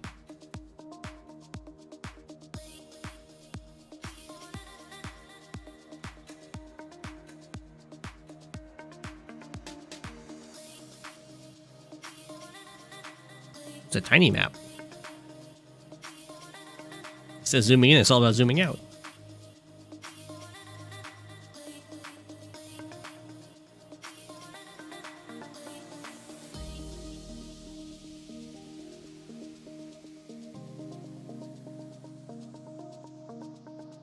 So this is sent to my Trollmaster.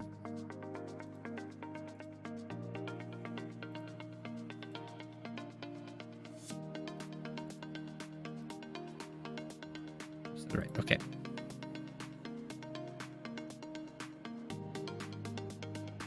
This is from Silvera's live tournament. The joins into buying a bomber would have been game winning, you think? It might have been. Or at least stop being able to stop the lab caps.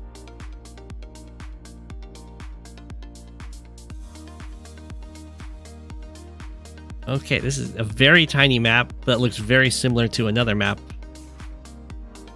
I know. Why would you build a bridge between two mountains?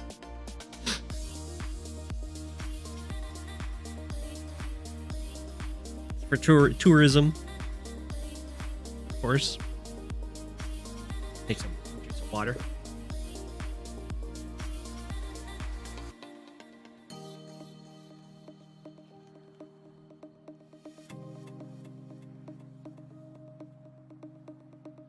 Don't let Walker see this. He loves bridges into mountains. Okay. This HQ. This is one of the most dangerous HQs I've ever seen. The only way this HQ could be more dangerous is if this was an ocean tile. If your opponent just has to control this one tile while attacking through the middle, and you'll just lose your HQ.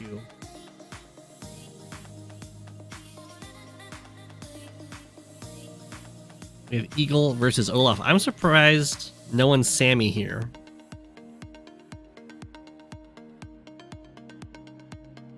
This is also another double airport map.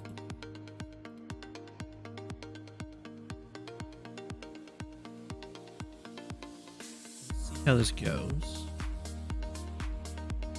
So far, everyone's just ignoring the center, which is probably the right thing to do. I mean, there's only 4 properties there. But getting them early, I imagine, will be good. Otherwise, it's going to be a huge fight for them.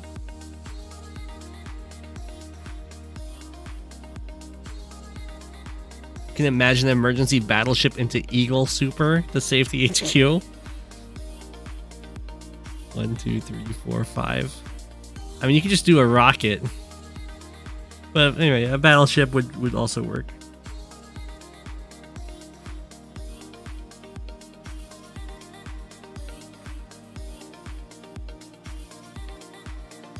Okay. Threatening to attack this, and it's covered by this tank. Okay, okay. Start moving into the middle for both players. First capture is started. It's not covered by anything, so this Oh, this can't interrupt it. It's not on the mountain. Oh my gosh. First capture in the middle confirmed by Trollmaster here. Twiggy has an artillery to bring into the middle. Tank comes in here. Okay. Com tower being captured. We just have tank, infantry bot. Both airports are live for Trollmaster. I imagine we're going to see a copter here. No. Artillery, tank, infantry instead.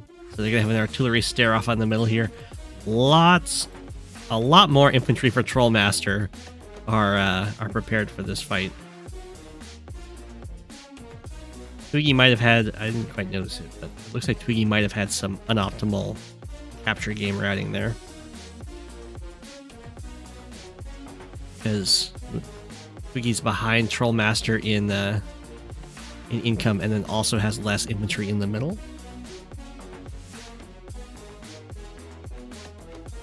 The battleship would definitely add style points.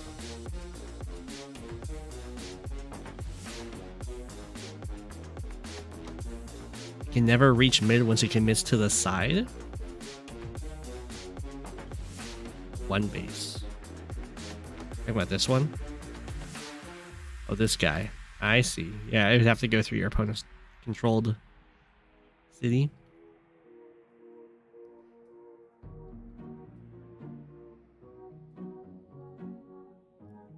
Going for the capture right in the...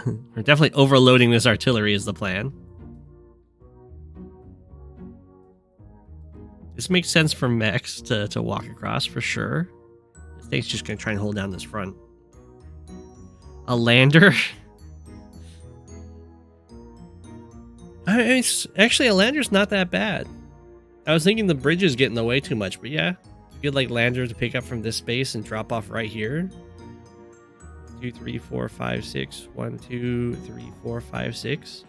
It would make your medium tanks move as fast as tanks. Or I guess faster. It's kind of a pricey buy right now. But we can see it.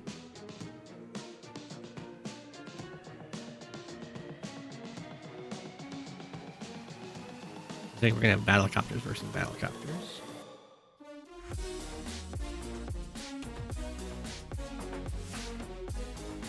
It might even be better for... I mean, it could be scary if you went lander and then like a rocket and then dropped it behind this mountain. This map is all copters. Yeah, I was about to say a carrier on the Eagle Super could be pretty good. It's definitely low funds for a lander. Yeah. It would be an expensive purchase. It's very weird that they give the double airport on just a 16k. I guess it's 17k if you get 2 of the center properties. A rocket can get there in 2 turns. Oh, you're right. This is all shoals and roads and properties. A rocket buy is probably pretty good then. Okay, so Twiggy goes in to this copter chain, which I do not recommend.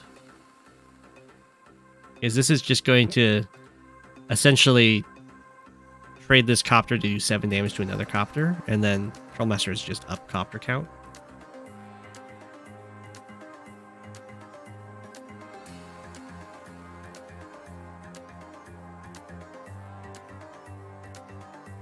He tried Sami versus Max, went strong up the middle, but he capped your comm tower, so it was a roll to get the HQ.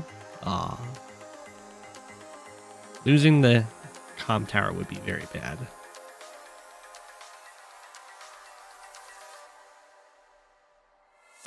Whoa. Tank first strike over here. That's like the worst tank first strike I've ever seen.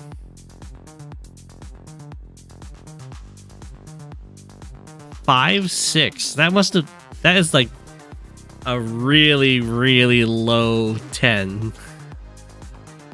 To take 4 damage from a 5 health tank.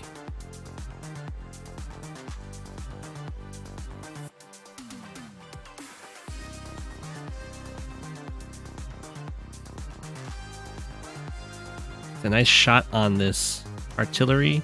And then this 3 health tank and a 5 health tank could probably kill this guy. The wonders of chip damage. That has to be a 91. And then the 5 health tank just like high rolled. Lives at 1. It lives at 1. Bicopter.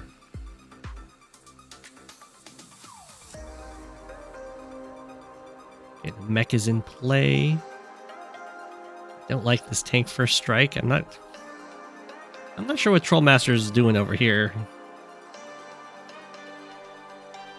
This is gonna heal up to 8, and it even has tank. It even has tank backup in range. So this yeah requires the copter for sure. And that does force Twiggy to buy an anti-air on this side, while only having 13k and having base skip last turn. So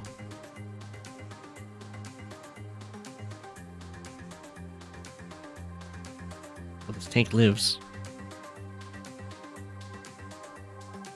You can begin being taken out. 4-8, that's a more reasonable expectation for a first strike.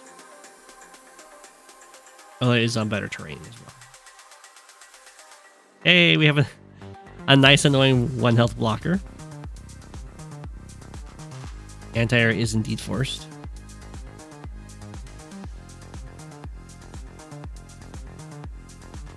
Copter comes in, just hits an infantry out of range of the anti-air. Unless Twiggy gets really fancy, runs up and hits Blizzard. Or might just be able to hit Winter Fury, in which case the anti-air can catch the copter.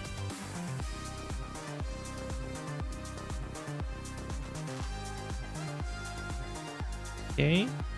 Copter's being heading on into the middle. Yeah, I mean, Winter Fury definitely seems very possible here. It's looking so good for Olaf. Is it? I mean, Winter Fury is going to be good.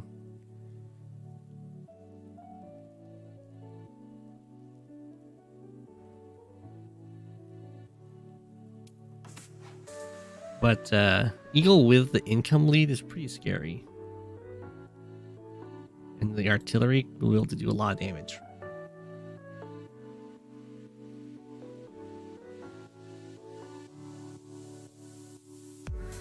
Okay. This is of course a live game from my understanding. So I can't really expect the players to be calculating out power charge. I'm pretty sure that Olaf could have gotten Winter Fury this turn. We'll see if Eagle... Yeah, Eagle's definitely going to go for a lightning strike. Maybe not. Because if this is a live game, then usually the tactic would be to save what you're going to do with this copter until after you see how your other... like the charge plays out for the rest of your turn, because you can always just sacrifice it into this anti-air and lightning strike.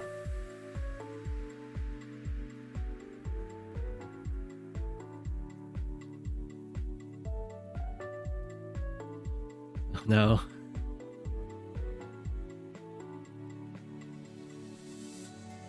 Looks like Trollmaster can't get it. This is 400. This can only hit infantry. I think.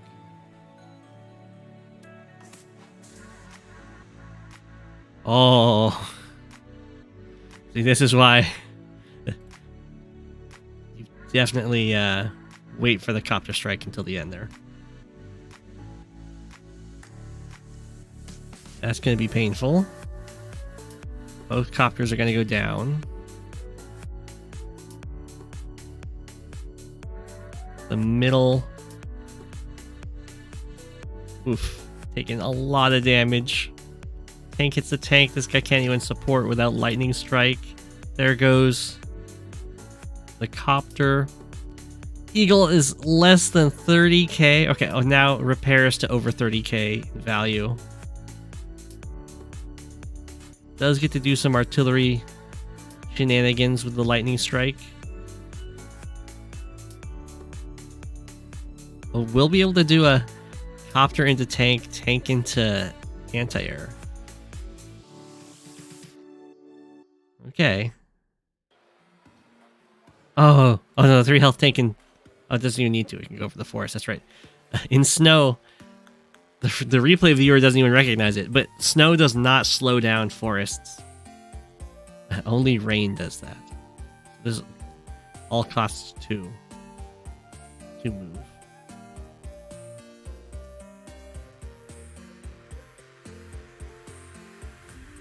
Okay. Let's kill off that tank. Build some more infantry. I mean, that was a pretty good comeback turn. Still ended behind in unit count and in unit value, but there was a lot to come back.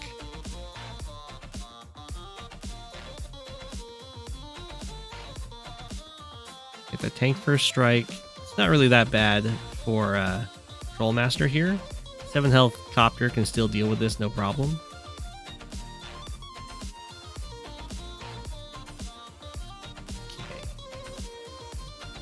The artillery are going to get some pretty good value breaking through to like save this capture. The tank first strike over here. It's a little painful. The snow piles up on top of the trees. Gotcha.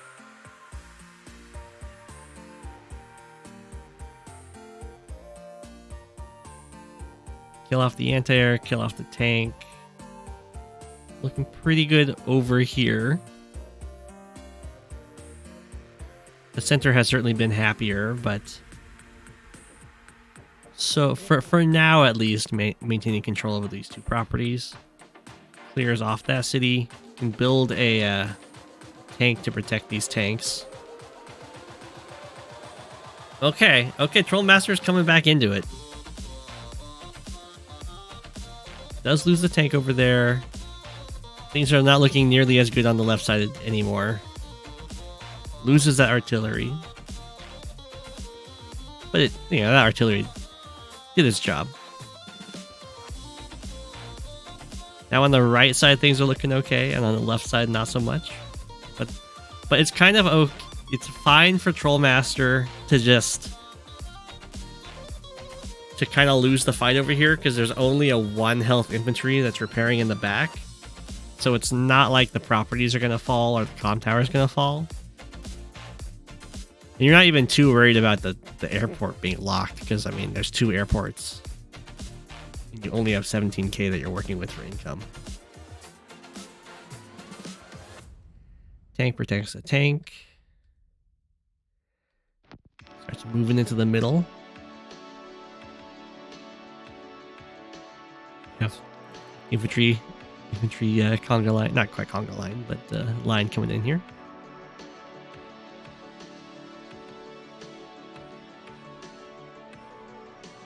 Get lots of vehicles just kind of chilling on the sidelines here for Olaf, which is not good. 14, 22, 26k just sitting over here in vehicles, which means that the middle should be pretty squishy in comparison.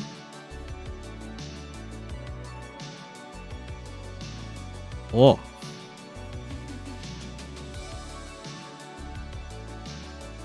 Helicopter be coming up with its own plans over there.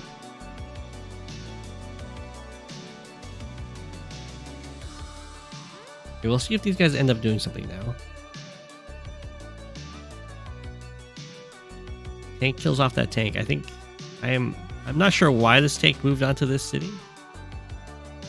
I was definitely inviting that first strike. We'll see if Flawdog has some... Or not Flawdog. If Trollmaster has some fancy plan here. It's not a happy eagle, that's true. That was not a happy eagle.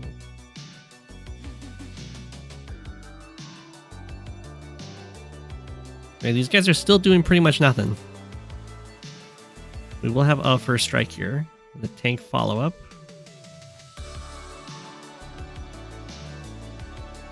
The middle is looking 1, 2, 3, 4, 5, 6. Oh, this tank can't quite reach. Take out the anti-air. These guys are going to block the way. Okay. I'm not sure what's going on with this copter. I guess it forced an anti-air to be built and then flew away. Not bad. Twiggy has been base skipping like mad. Does find a way through to hit this artillery. But it's not as great as it might look, because the artillery can just go back and heal, while this does leave up this mountain available for the copter to hit the tank from. What is going on this right side?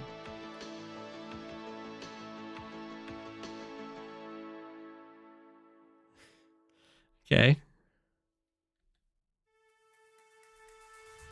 Oh, the copter decides to hit from here. Yeah, this goes. Oh, both copters take that out, and then the tanks take out the anti-air. Sure. Lives at 1. Alright, some forces are being built up to face off against these forces now. Kind of got taken out of the mid, I think.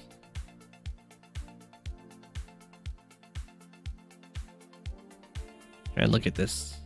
How this went down. Where did this guy come from? Oh, he came from there. Oh, I see. Yeah, I would have liked for this guy to move out of the way somewhere. Maybe go and heal. And then this guy can take out the tank on the city. And then this guy can come down and hit this infantry instead.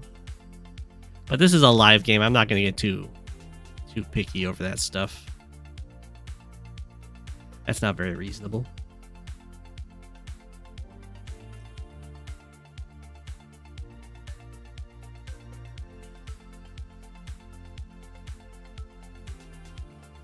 Okay. Lots of healing tanks getting picked off here. So it gets hit. The copter is definitely vulnerable to getting picked off by the other copters. This strike force has decided to actually join the fight now.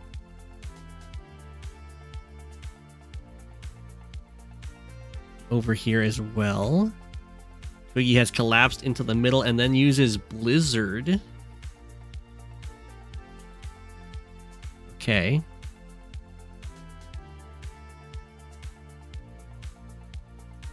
I'm not sure why.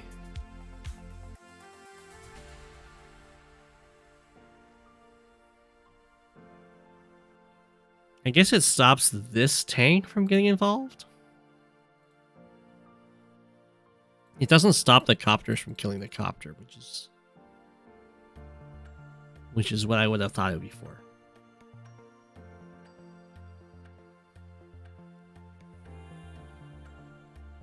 This is live play though, but surely there's a way to get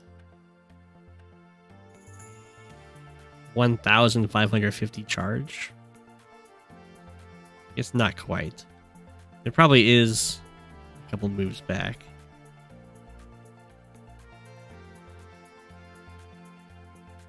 But that's okay. 1, 2, 3, 4, 5, 6. I guess I can't break through to hit the tank. 1, 2, 3, 4, 5, 6. So I guess these guys can just hit these infantry. Yeah. You could have the tank hit the copter, I guess, if you're really desperate. Or you could just hold on to it. Must have run out of time. These guys didn't even move.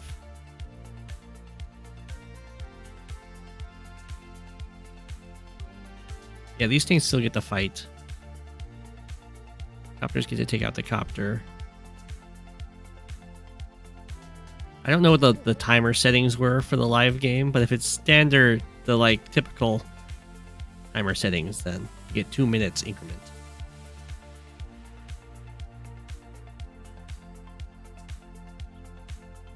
Okay. A lot of stuff gets cleaned up here. Very good. But it is also, of course, getting the lightning strike primed. And there's not really any captures going on alongside that. So we're gonna have we don't know how much time is left on their timers here, but we're gonna see how much Trollmaster can get done. Eagle tends to eat up your clock because you have to plan out your lightning strike and you also have to move all those units. Well, this is looking very good. Came down here, check out the copter on build. Managed to beat up both anti-airs. They have the Winter Fury. They kind of swapped how nasty their situation was. Twiggy comes down, hits that guy. Winter Fury doing Winter Fury stuff. Blocks off the tank with an infantry. It's the 4-3 roll against power defense too.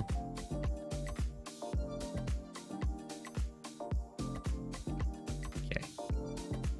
This doesn't quite work because, well, maybe because this guy's got 8 health, it doesn't work. You have copter tank to break through. Copters decide to just attack other things though. Ooh. Misses out on the roll there. Low health combat is always the most dangerous. Okay. It's the invincible anti-air. Look at it go. It's taking off 2 hit points. No retaliation.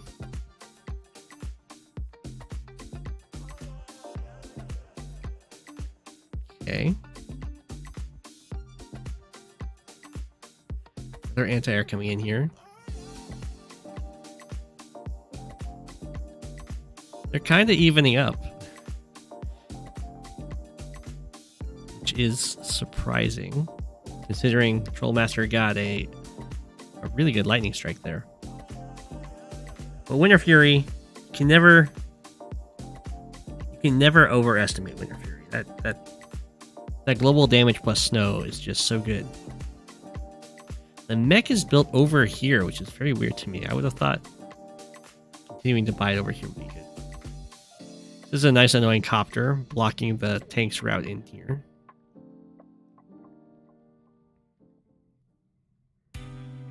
Lots of little fights. This tank goes in for an attack over here. Gonna have to build like an anti-air or something to protect against this copter.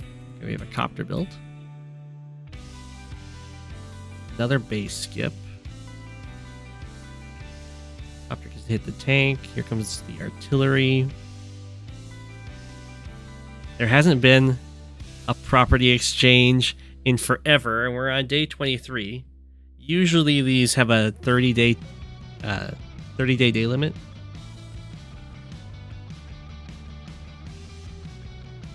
So if no one captures a property in 6 days, I imagine it will just be a draw.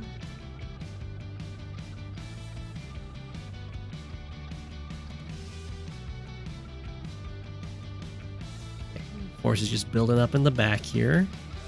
Eagle's definitely ahead. We'll have a nice breakthrough here. Yeah.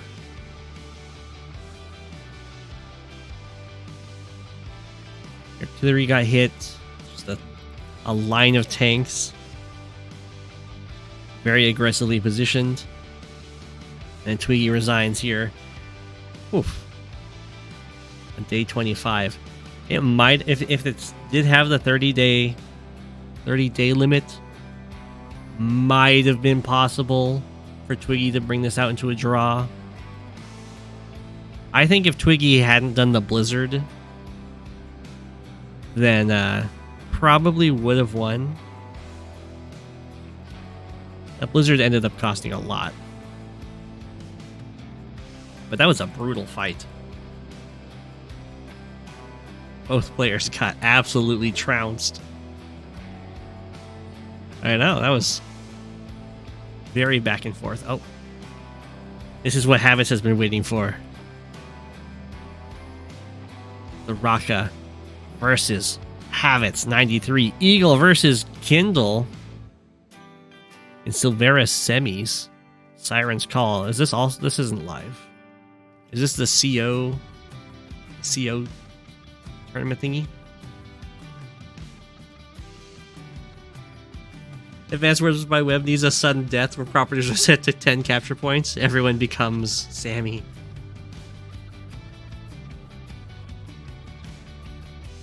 Everyone becomes Sami with Victory March. Kind of. The CO Elimination Tournament.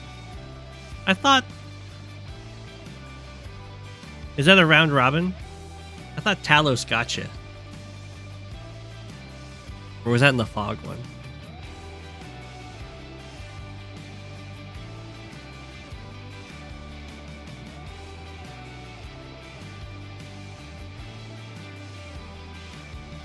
Ice. Right, face to the left. Good. There's round robin groups and then playoff bracket. Top 2 out of 5 per group. Gotcha. Okay. We got landers. One's protecting the HQ. Something you don't usually see in standard, especially when it's so close to the base.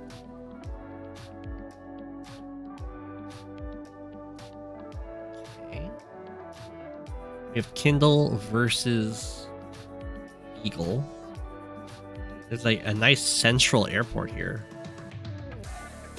so I would definitely say that Eagle is looking nice. We got the recon aggression coming out from Havitz though. Kindle does have some scary recons. Ooh, the transport is straight into the middle.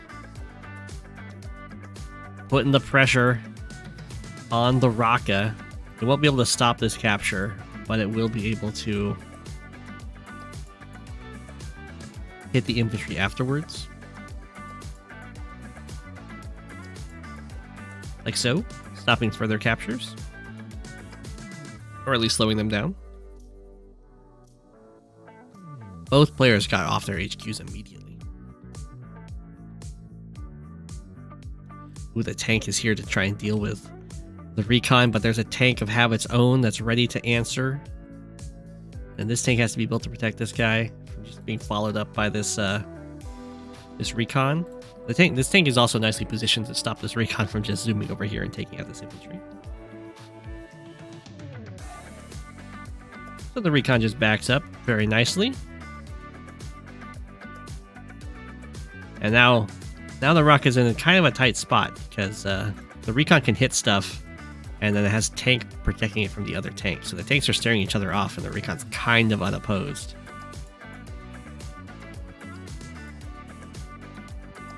We'll see how it all goes down here. Tank goes over here just to sit on the city and stop these infantry from captures. I would definitely start attacking with the recon here.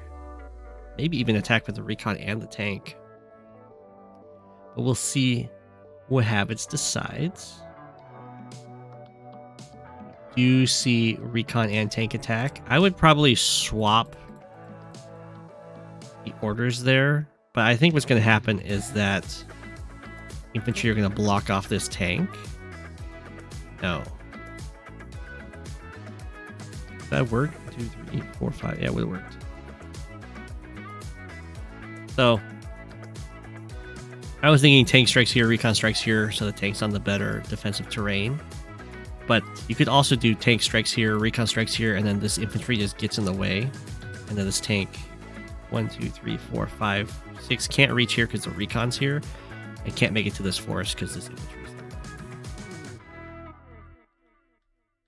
And then the tank can't get hit.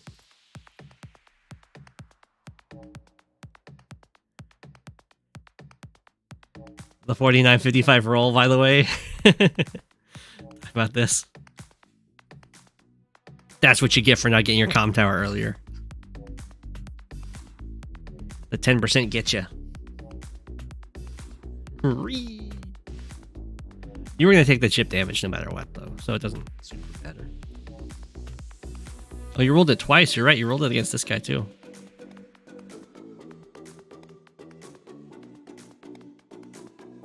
Copter, though? Did I miss the copter? Oh, wait, there we go. Oh, I see. The copter's guarding the tank. The recon gets beat up. Very sad.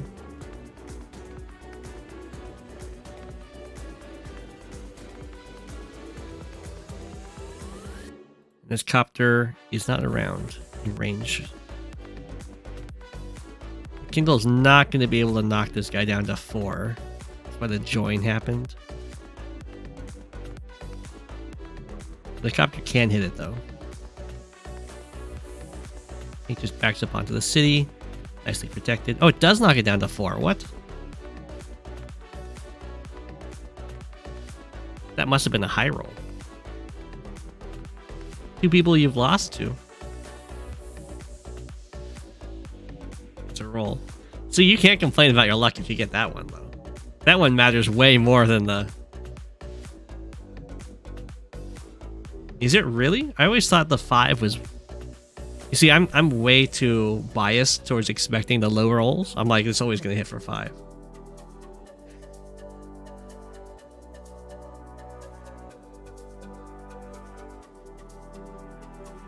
So, I mean, that roll matters way more than the recon low rolls.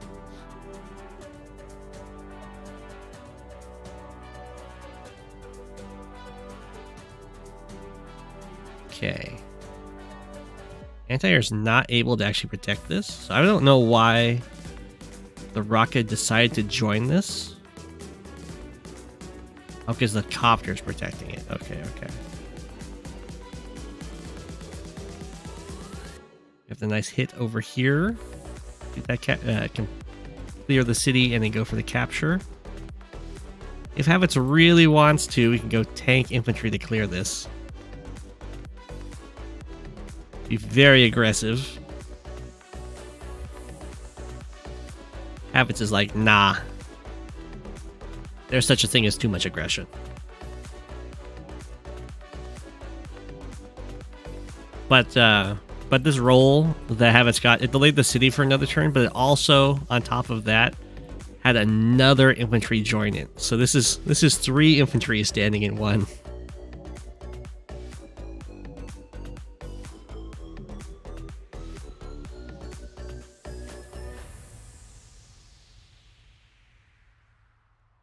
And could have tried to really push it, but I can definitely understand not wanting to. Too much attack?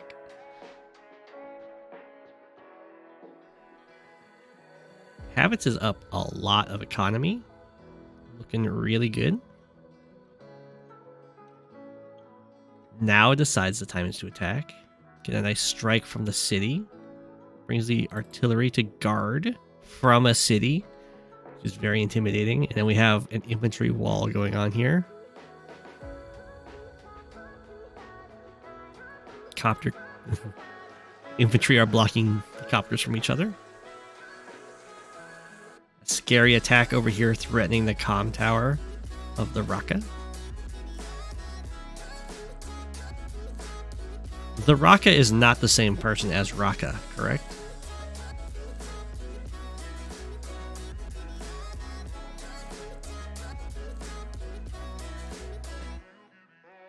N2, Kindle. Yeah, that's what I thought.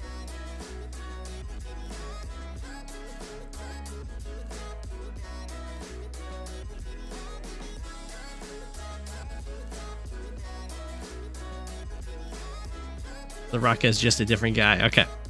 They have no affiliation. For those that don't know, Raka is like a top standard player. One of Walker's favorites. If I recall correctly.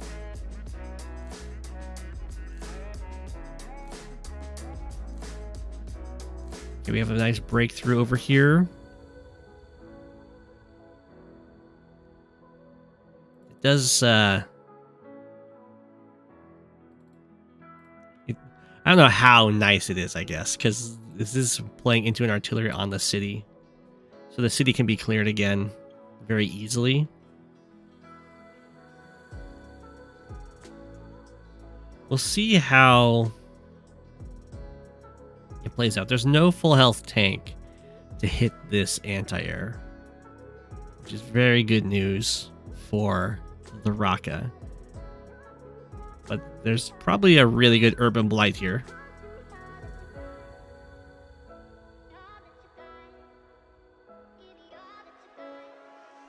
Like so. Copter hits. Anti-air decides to hit. So I was thinking that this would be copter hits from the city, and then anti-air hits the anti-air, which would knock this down to like 5. And then you have 2 copters that are basically unopposed. This is fine too. Well, I understand this hit. It's like I want to protect my anti-air, which will in turn like protect my copter. I think this gives this anti-air too safe of an attack to go after this copter. That's just my take on that, though. You don't want him to get double arty shots into lightning strike. I think at this unit value, the amount of stuff you'd have to sacrifice to get a lightning strike would be a little too devastating for him.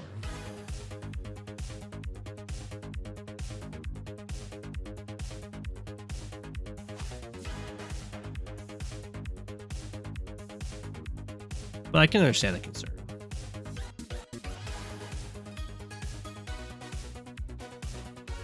Artillery just hits the anti-air, can sit here and heal up. This anti-air got to kill this copter, like I said before. It looks like the comp tower is going to be defended, which is very important.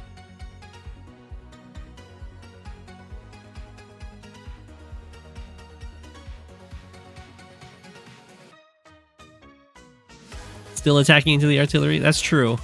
It's just trying to keep the anti-air presence down low. We're going to have anti-air plus copter take out this copter. This guy can't quite defend it. It probably would have been worth it to not shoot with this artillery if possible, and just have the anti-air strike from here. Yeah. Kindle artillery on a city, doing some serious damage. It's currently exposed, but, well, it's protected by another artillery. These infantry clear this city. A little bit of fighting over here. A huge fight in the center. Now lightning strike is definitely a thing. I don't think you want a lightning strike, or I don't think the Raka wants to lightning strike this turn, though. Probably would like to save up some more vehicles, but it looks like the lightning strike is definitely happening this turn.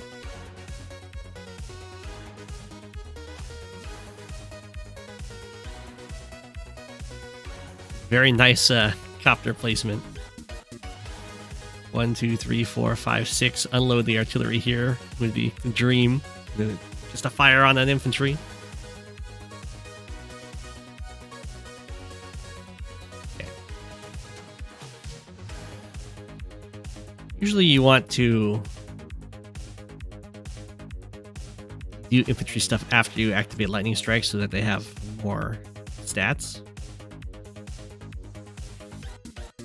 Oh, interesting. The copter is the one that goes after the copter instead of using the anti-air. But I guess the copter didn't really have another target. That is not a great lightning strike. That was only like 4 attacks.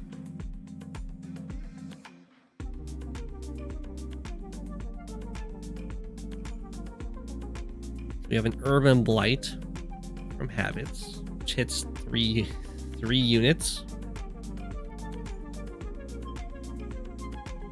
So I'm going to assume that this is more for the stats, because 1, 2, 3, 4, 5, 6 is to hit from here, and then have a tank hit from here, I guess. I don't think the RD is going to shoot this turn. I think it's going to move out of the way for a tank to kill a tank, I imagine. Oh wait, never mind, a copter hit a tank.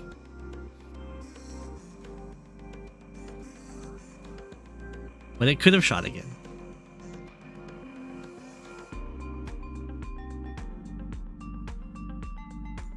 Oh, my health copter getting its value in there.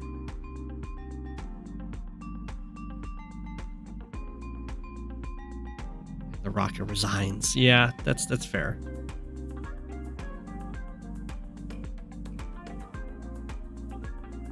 Eagle unhappy face.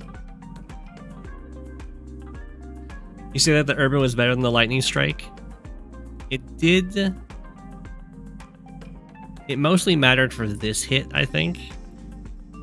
Maybe allowing this tank to clear the city.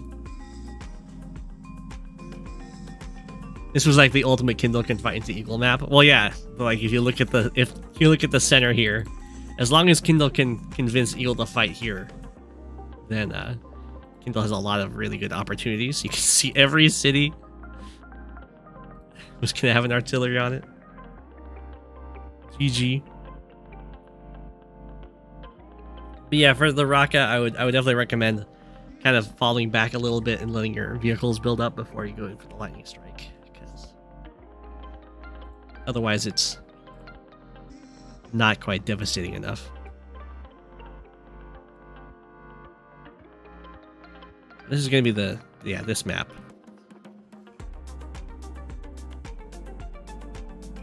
Is the one who snipes versus Chloe Box on a very long and a long title map with profanity in it, which habits, I don't know if that's allowed.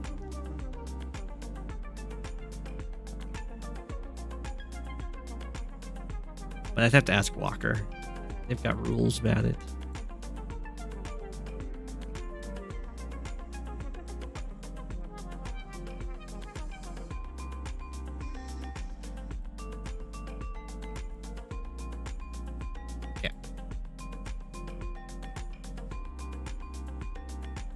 Exactly. Well, Advanced Wars by Web isn't. I don't even think that's PG-13. I think it's lower.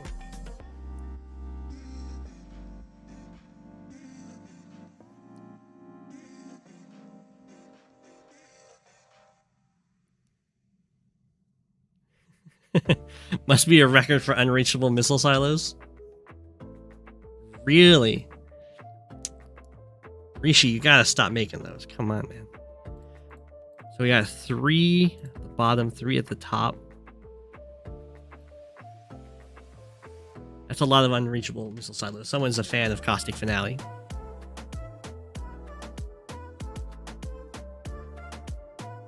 It's PG-13, you're allowed 1 curse. You guys are wasting it on map names.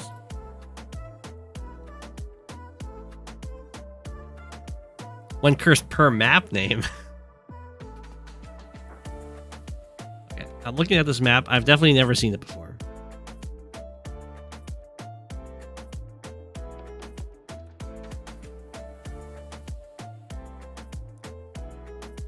The HQs kind of look like they're a bit on their own there.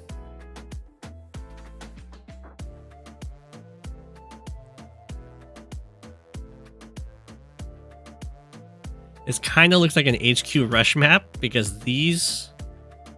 Oh, never mind, actually. I was going to say these are kind of lined up with this HQ, but the route that they have to take to get there is... Well, this one goes this way, which isn't so bad. This guy's like having to go like this. Very awkward. It's probably still an HQ rush map because you're going to push down like this. And then how on earth is the player supposed to defend their HQ? They like walk around like this. This has to go around. So I imagine we're going to see an attack on the HQs. It's whoever falls first. The defending base is pretty bad. Oh, I guess this is a shoal here, so it can go this way.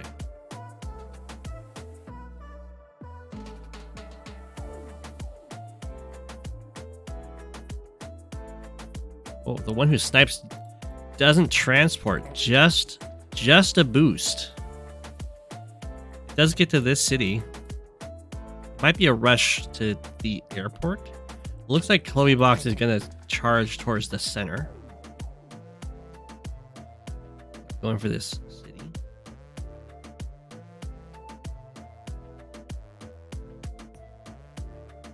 I would probably turn one hop in here and then drop off over here to go for the capture chain. But it's fine to just go for the center property.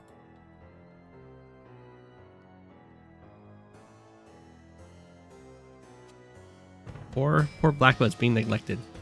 Very nicely that both the bases are being kind of rushed for, though. Very fast harbor yet.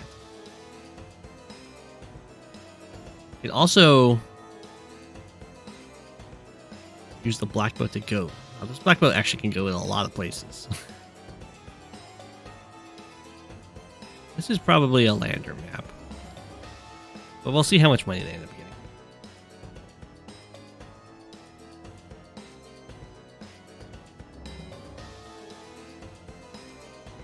Okay. Central base has built a tank. It looks like we've got some traffic jams happening over here. This black boat can also be used to pick stuff up over here. So you can like pick an infantry up, drop it off in the middle. Both players heading towards these comm towers. Although it looks like Chloe Box is going to get this one uncontested, but this one, the one who snipes, is not going to be able to make it to, or not be able to capture. This infantry is ready to interrupt. But it's not so much about who can capture these comm towers as it is who can hold them. Like, I have no idea how the one who snipes would ever hold this, and the same goes for Chloe Box. This is going to be an absolute nightmare to try and hold with one base that's far away against double base. So I would not recommend trying to hold those comm towers, as you'll probably lose a lot of units and then also lose the comm tower anyway.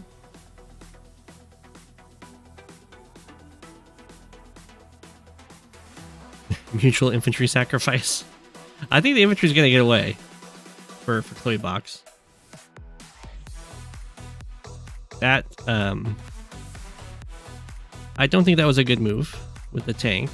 I understand it. It's like free dude, but it's not really free because the mech can move here, tank can come over, and then the infantry just surround the tank.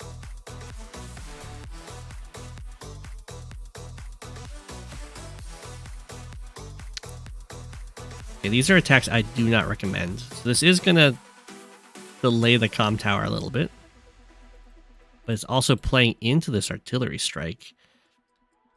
And then this attack,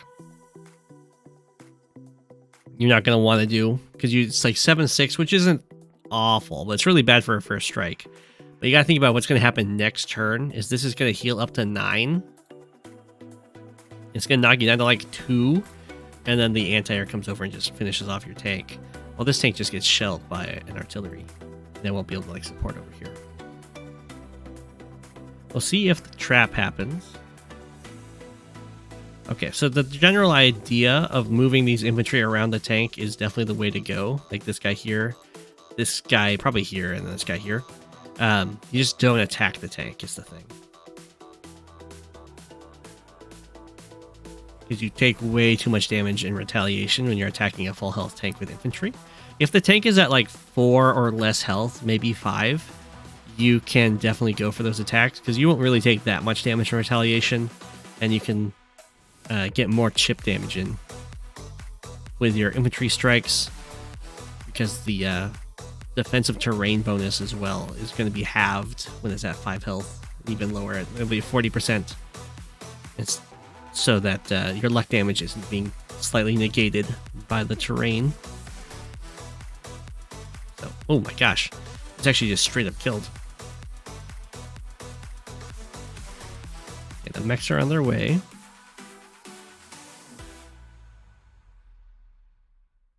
The tank can get out of here. Run for its life. Battlecopter probably swing over to the right. I would definitely run with the tank. Like I was saying, the attacks on the tank down here with the infantry, not very good because it's a full health tank. But like this is a 3 health tank. So the infantry can attack it pretty much no fear.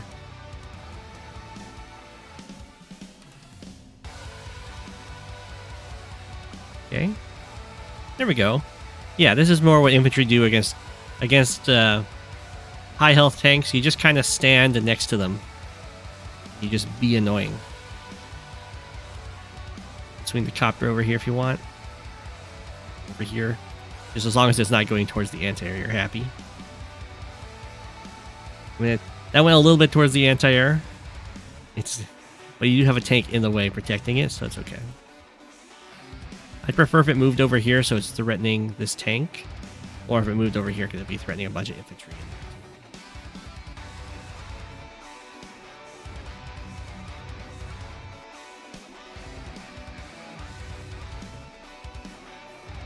Okay. So in this case, it looks like Chloe Box is going to go for a surround on this tank. Just the little one. And then use a tank to clear it out. I'd probably just kill it off with infantry, but this is also fine. Goes for the hit there. Yeah, strikes here. Out of range of the mech for this turn. The double tanks. Very intimidating. So there is copter tank play to kill off this tank. But the anti-air is placed in just the right spot that it covers against the copter.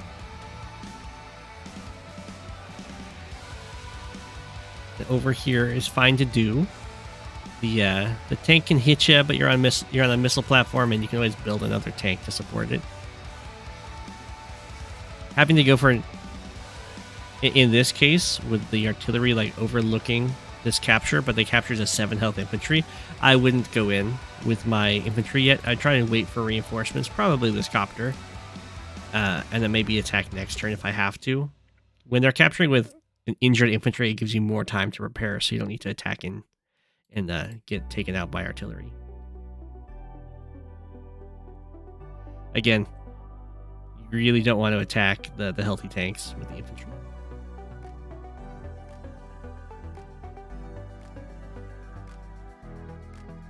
Okay, I'm not sure what's going on with these copters. They've been paralyzed by the anti-air. This kills off an infantry. Sure.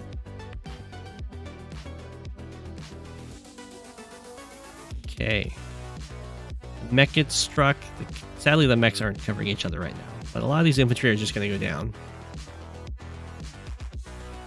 Oh, there wasn't a tank built to help protect this tank, so that's going to hurt quite a bit. Now the anti-air is chasing in on these copters here. The infantry are going to go down. And now these guys are going to start attacking this tank. You can see the big difference between attacking the full health tank and fighting and attacking an injured tank with the infantry. Like they only took 1 health in retaliation, and they ended up taking like this fight was -2 infantry health for 2 whole tank health. It makes a really big difference. I wish mechs could rocket jump, but only Sami mechs can rocket jump.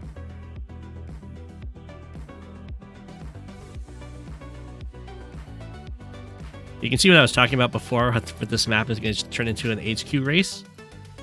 The large army moving down to this HQ. It's a large army moving up towards this HQ. Okay. Sending the mech in to do 2 damage, sure. Nah. You can see, like, It's 8 health. It's slightly injured. It still hits you back really hard. Really want to wait to hit the tanks that are like, I would say like 4 and below are really good targets. This copter just got moved into anti-air range, which is going to be very painful. And we have the fighter built. Whoa. Now, I did rate the fighter very highly. I do like fighters, but I wouldn't recommend a fighter here because Chloe Box doesn't have any air. I do like the self-sacrifice that this old wizened copter made to protect the fresh copter. If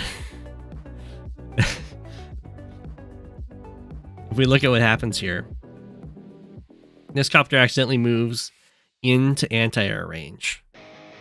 Fighter gets built. I'm not quite sure why. It's like time to save this copter. This black but's really nice. It's protecting both of these copters from this side.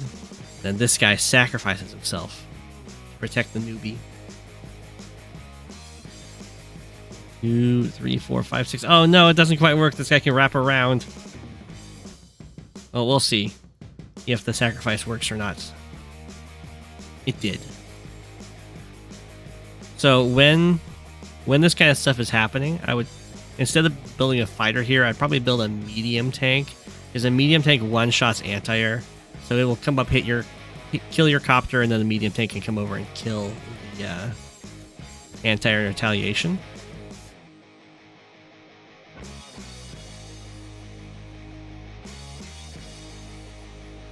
Okay.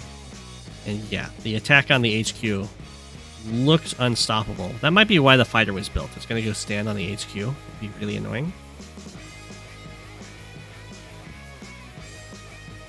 I also dislike HQ race maps.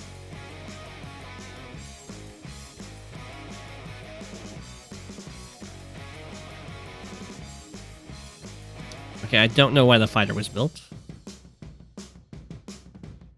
Okay, this is a prime target for the infantry strikes.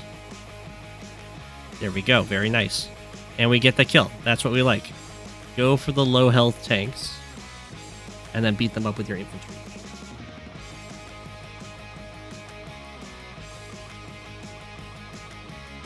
Okay, this is a low health tank. This attack is kind of fine.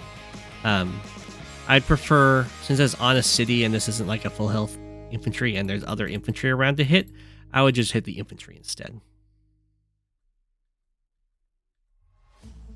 Personally. Okay, this is going to be very painful because Olaf is going to be able to hit. Well, never mind. I thought the anti-airs were going to clear out your house here, but it might be that the fighter is just going to get ignored. Anti-airs are really good against mechs. They hit mechs at the same ferocity that they hit infantry. So lots of one-shots. Looks like the fighter just got ignored, which is sad. Oh, well, with lightning strike, you can still stand on the HQ. Oh, no, I guess not, because Winter Fury is going to happen. Also, nothing but injured infantry in range of the HQ right now. So, capture will certainly be delayed. 1, 2, 3. Should only be 4 move. 1, 2. It is 4. Okay, 4. So we'll be able to reach the HQ. Which is what I think the fighter was built for, but I could be wrong because it kind of moved up to the anti-air there. Yeah, I'm not sure what's up with the fighter. HQ is being captured. Base falls. Base is super falling.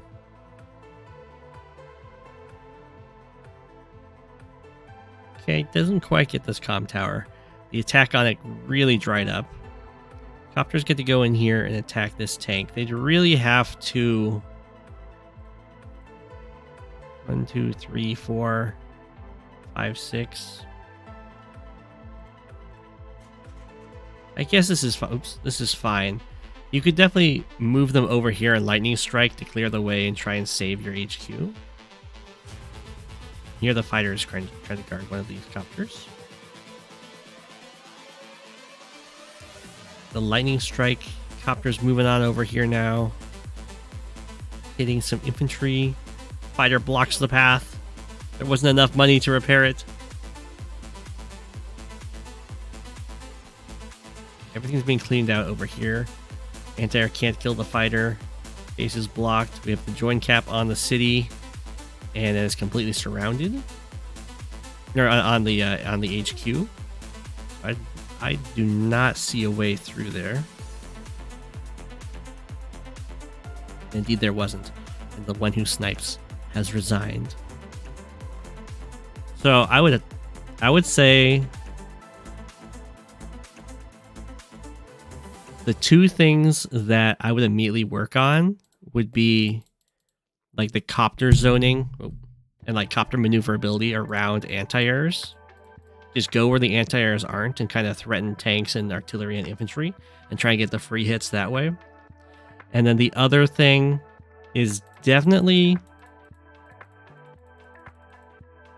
working on this kind of situation, because this will happen a lot where a tank comes in and tries to take a free hit on one of your infantry, and then you're able to kind of trap it in place and then bring a mech and a tank over and then kill the tank off. You kind of had the general idea here with wanting to hit from multiple sides. You just need to not hit the tank in that case. You just stand next to them instead. And then where was it?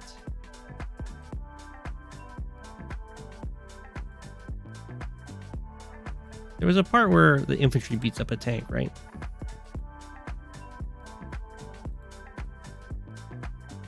Not that one. Over here.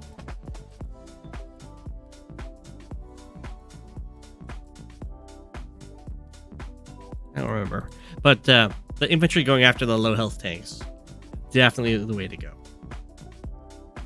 And it'll be a very good strategy to use, or tactic, I guess, in play in general. Or we can look at it when it happened up here.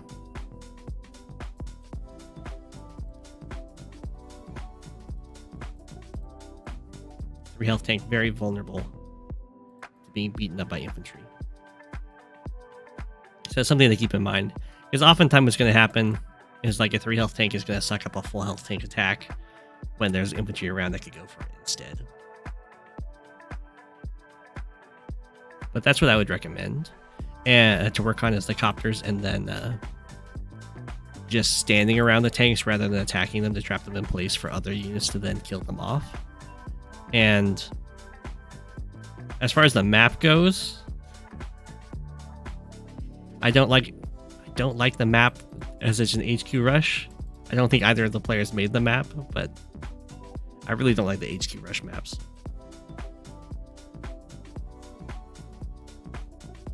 Okay.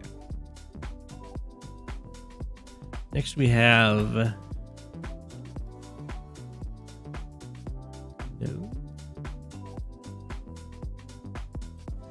0 or NO? Dash H. Must be N0. I seem to always have it wrong on my replay queue. Let me correct that. Okay. Against Christian 1.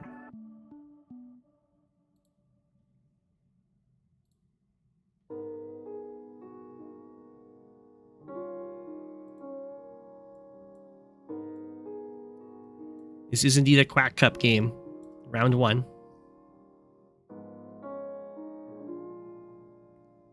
Guys, don't make fun of them. They're not everyone starts somewhere. I was certainly a really bad player too.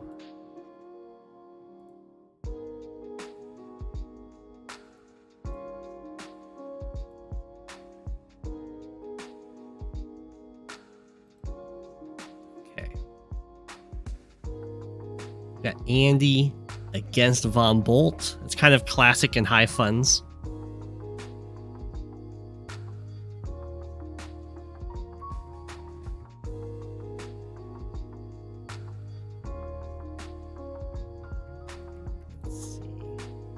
This is, of course, the Quack Cup round 1. You've got a base that can basically only build pipe runners, and it can kind of control the edges. But the pipes can be broken at these pipe seams, and you're kind of incentivized to break it here because you get a free transport copter and your airports there. But of course, if you don't break it there, you can send a pipe runner past. You could definitely have a game where you send at least one past, and then you break it to give for your airport. It'd be really tough to not get your airport at all. Pipe runners do cost 20k, but this is also high funds, so they're definitely viable. And both of these comm towers can be held, or either held or locked down or denied using pipe runners.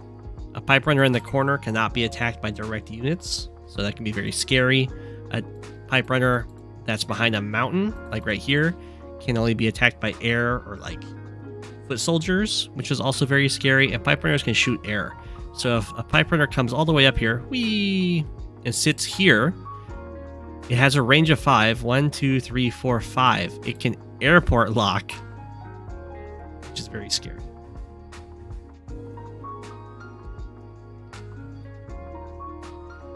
Personally, I think it's probably worth breaking this pretty quickly because the transport copter is going to be really nice to have, as will just an airport, because this is base light if you're ignoring the pipe runner base.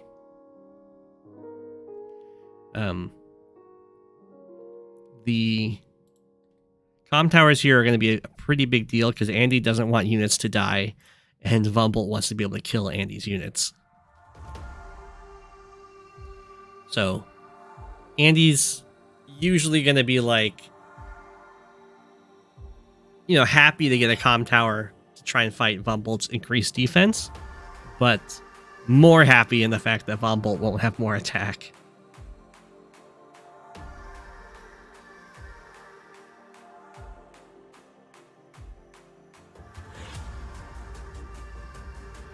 Pipe runners being as fast as fire jets for some reason. They do have a lot of move over the pipes. Is it 9? 1, 2, 3, 4, 5, 6, 7, 8, 9. It is. Yeah, they zip along.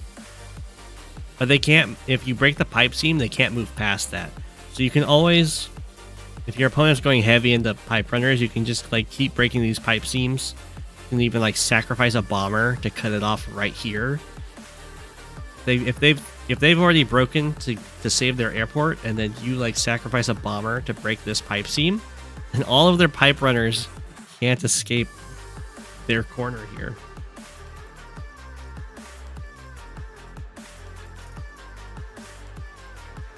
Okay, did move past here. We'll see if it starts getting cleared out now. Maybe the pipe runners staring each other down pretty soon. Pipe runners are kind of made of paper against everything that isn't a machine gun. So they're pretty resistant to like infantry attacks, but like a tank almost kills them. It's protecting the pipe seam. It doesn't want to get hit by a medium tank. It could move further ahead. But another thing that's nice about this, and pipe seams in the coding are buildings, so it's just going to register the pipe runner as capturing the pipe seam, because you can see the pipe. I guess you guys can't see it. There we go. Now you can see it. The health of pipe seams is the same as capture points. See the same icon, so that's why it's saying that the pipe runner is capturing it. They're made of light tank. Oh, are they literally just made of light tank? Okay, okay.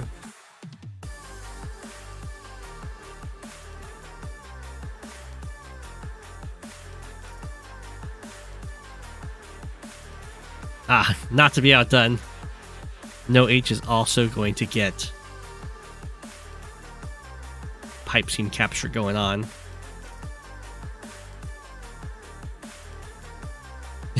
Piper is like a mother bird sitting on a nest. Exactly. You can't break the pipe seam to deny me if I'm on the pipe seam. Oh, but also you can protect your pipe runners pretty nicely, because as you can see, there's only one tile to hit them from. So you can like put an infantry there or put a tank there or whatever to try and like that to make it so the pipe runner can't just be slammed into. We have a Neo tank moving out down here, completely unopposed, and a Neo tank up here. Andy likes to go for those heavy vehicles, of course. I would definitely recommend for Andy to break this pipe seam, because Andy has really strong air. We'll see how it all plays out here. And this is also high funds, so all of these captures are even more valuable. I'm not sold on Andy going for this capture, but I do like No Age making sure to cover this, and also is kind of zoning against this other pipe runner, as well as sending one down here to try and control the comm towers, I assume. The Andy Neo tank coming in is kind of scary. There's really not a lot to answer it.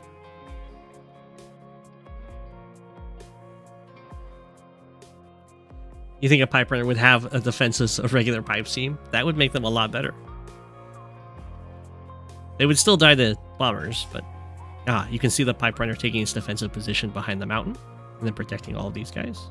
It's also now in a spot where it can make a run for the corner. I think the pipe runner didn't fire. It's pipe runner sneaking forward. Neo tank. So there's definitely a play here with pipe runner. Well, maybe not. Maybe not for Andy against Von Bolt. Pipe runner infantry strike tank hits pipe runner.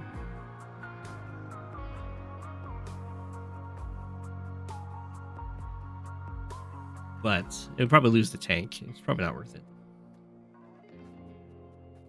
against Von Bolt, and I don't think the 6 health can clear this anyway.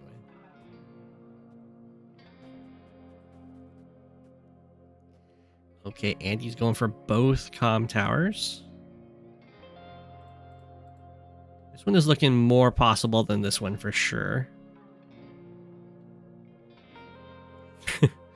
This is a very imposing Neo tank, trying to scare the Andy pipe runner out of here.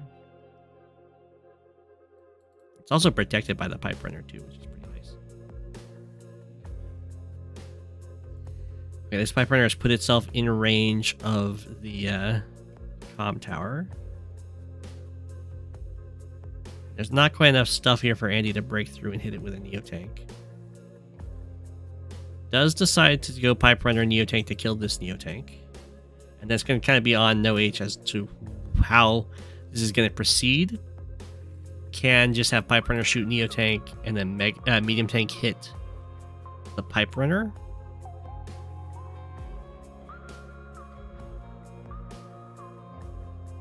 I'm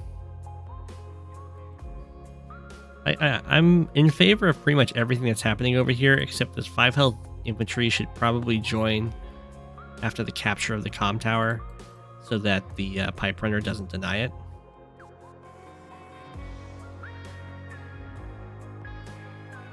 And then you just have the full health infantry strike here. Okay, so it is going to be pipe runner, medium tank kills Neo tank, and then we'll have the retaliation of pipe runner artillery kills medium tank, I assume, and then pipe runner interrupts the comm tower. Oh no, this tank actually, there was a healthy tank in range there. Okay, so we'll see if Andy... Oh no, Andy has the super though. I guess this is why this... Oh no, that's really bad. Oh my gosh, I didn't think that would kill.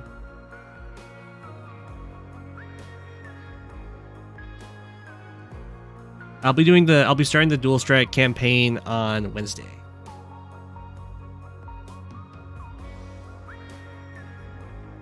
Well, that's really bad. Definitely should have joined.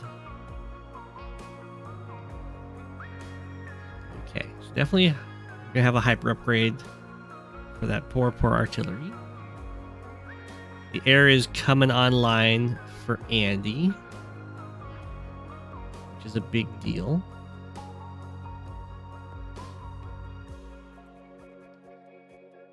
We might have Neo-Tank comes in, kills tank, infantry clear the way, and then Neo-Tank hits Neo-Tank, and then maybe tank hits Neo-Tank, or maybe tank hits infantry.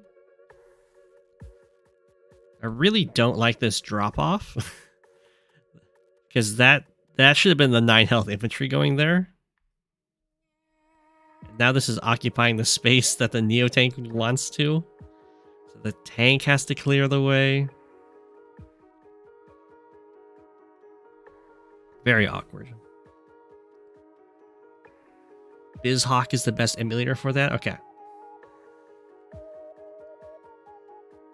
keep that in mind.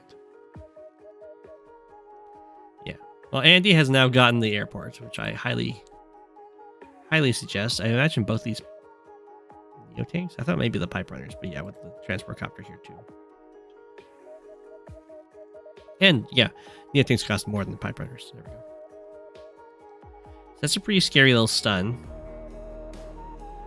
One thing I would say for no H here is don't shoot the Neo-Tank with your pipe runner here, because that's a stunned Neo-Tank. It's not going to do anything, so you can just kill it off with other units like this Neo-Tank. Not quite this pipe runner, but this artillery. So instead, attack the other units around, like denying the comm tower, for instance, and then you can just kill these guys off next turn.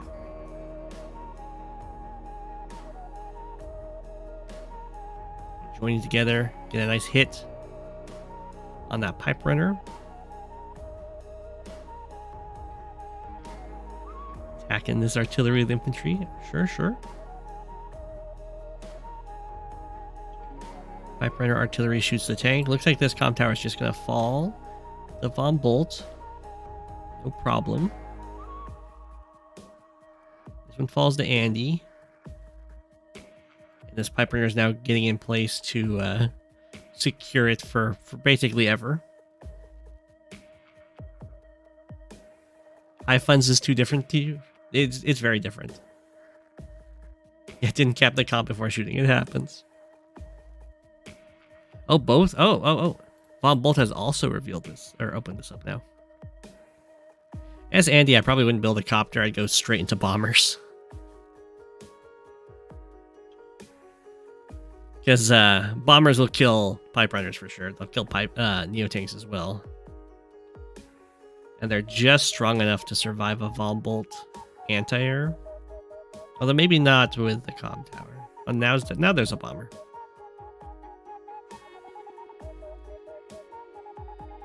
Okay. You could also go into mega tanks as Andy, because they're hard to kill. They're really slow though. But this is high funds. It's the kind of thing you can pull off pretty nicely. Bomber coming down here. As Von Bolt, I would probably build a fighter rather than a bomber to deal with Andy's bomber.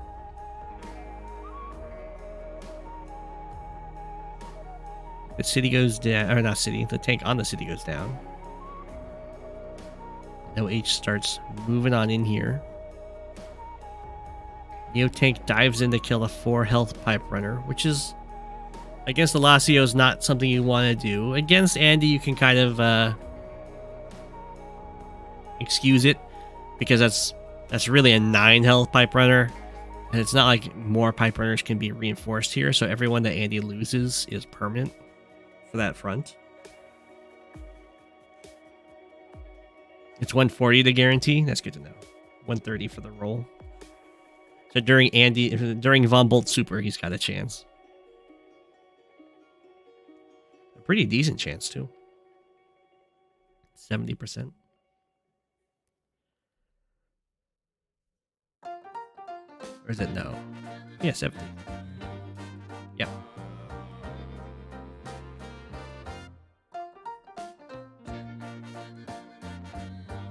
Here comes the Andy fighter. Right in range of this anti-air, which... Oh, never mind. The anti-air is getting hit.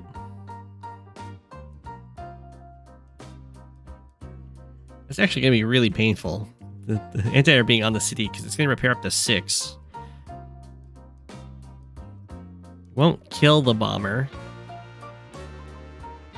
But still, you don't really want to take that hit.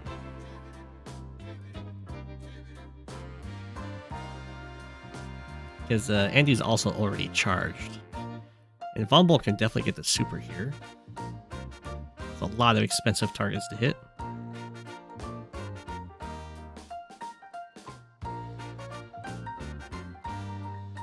Head up here. Runs in, tag the Neo Tank. But definitely, Vomble would probably prefer to hit down here. Although killing off this Neo Tank's pretty nice. It does let the medium tank come in and do a hit, but now that Neo Tank won't just get healed up by the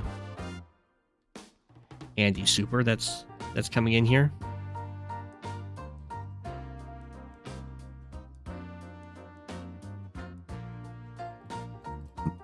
And both Pipe Runners getting to come into range is very nice for Andy. Arguably, probably should have gone for this attack first, just to heal this guy back up to full. It's not a huge deal, though. Do a little bit more damage after the super. Bomber finishes off the anti-air. This is something that other CEOs would be devastated by exchanges like this, but Andy has very strong air just because of these kind of situations. Very scary. Pipe Runners do have a minimum range, so the 7 can't hit the full health one.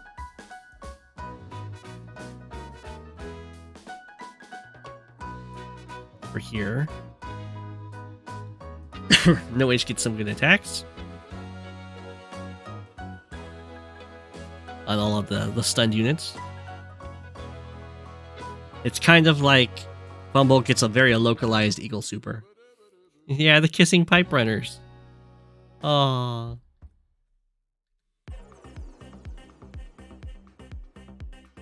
Okay, here comes the Vombolt fighters. Highly recommend that. You're going to need multiple ones too, or you're going to have your anti-airs covering your fighters. Because you're going to lose, even though you've got the superior stats, you're going to lose the fighter wars against Andy. This is high funds, that's why. Because Andy can hit your fighter and then hit hyper upgrade and be back to full against your injured fighter. And even if your fighter gets a first strike on the Andy fighter, it can hyper upgrade and then hit you.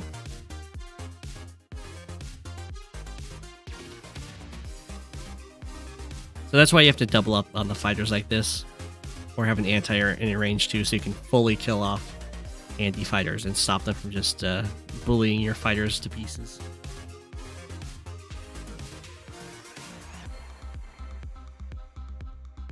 So it looks like both players are pretty much going to lose their Pipe Runners on the cutoff side now. So there will be one-sided Pipe Runner dominance for each player. And here we get to see the Pipe Runner being a missile as well as a rocket. If only they could get off the pipes, then they would be much better units. Joining the 1 health into the 2 health Neo Tank is fine, I guess. I think I'd prefer to just heal him up as well, or use him as a blocker, or like use him to like hit the 2 health tank if the 3 health tank doesn't finish the kill. It does. It does make sure it does max out the health on this 3 health, so you do know the exact HP. It's at 30 because joining rounds up, so it's not the worst thing. Andy is so happy when the game devolves into fighter spam. That is true. That's why you have to have fighters, multiple fighters, in answer to the bombers. I know, I'm so close to 1K subs. It's very exciting. I didn't even know you had a YouTube channel. Wait, no, are you the one that has the AI versus AI replays? I can definitely cover those now, or at least one.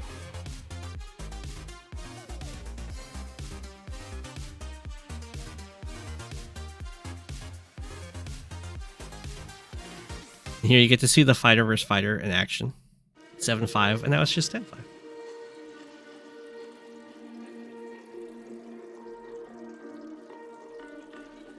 Oh, you can block off the fighter. Very nice for Christian here. Now it's trapped. Bombers get to come in here.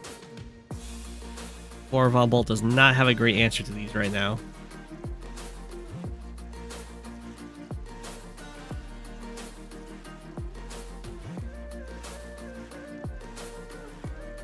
Ooh. Looks like Andy built a magnet. I'm not sure if a magnet was really needed in this situation, so this might actually end up hurting Andy a little bit, but it's fine. I guess it would have been pretty bad to hit over here and then have the pipe runners manage to make it to this position to shoot these guys, but also be able to airport lock.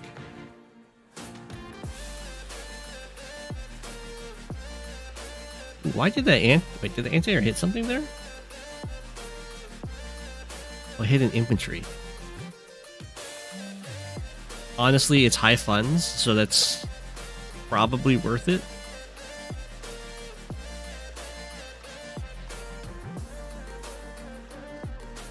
Adder's looking like a Joker villain in the art. I don't think I've seen the art yet. Or maybe I saw something on Discord. Flyby. Ooh. Look at Andy being so cheeky, just sitting inside pipe runner range, just out of the HP threshold for this fighter to one-shot it. And no H resigns here. I think what happened here is No H is resigning because of this airport lock. Which is pretty fair, because now, like, how are you going to deal with all these bombers? Andy-air wins the day. The situation up here does look somewhat promising.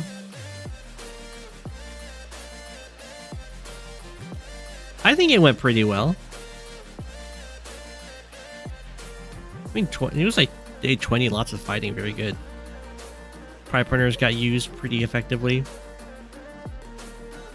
You can kind of see why people can sacrifice vehicles to take out infantry a lot in high funds because of how impactful that money is. But I think that was a very good game, and Von Bolt is very solid in high funds too. But Andy, you really get to see just how scary Andy is in high funds. All the way up to tier 2 now.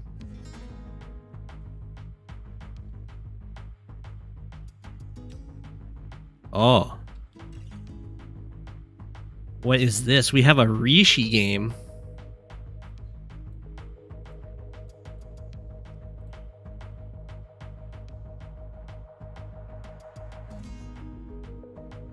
You have speedrun videos for S-Ranking Advanced Wars 1 Advanced Campaign. Oh, how did you like...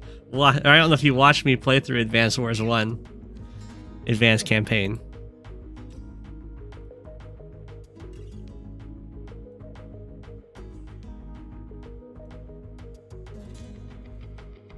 Rishi is on the main playing... Oh, this is the tournament.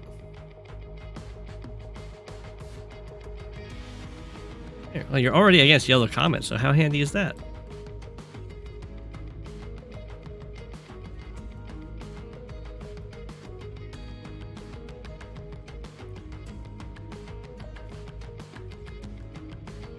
Oh, you're friends with Master Knight. Master Knight's been commenting or was participating a lot in my Advanced Wars Advanced stream. Got to watch me go over the rivals. I would recommend watching me do Sami's debut. I think that was very good. Is Rishi an 800 player? So Rishi is known for ludicrously sharp play. Like way sharper than I play. I aspire to be as sharp as Rishi, but only in like specific scenarios.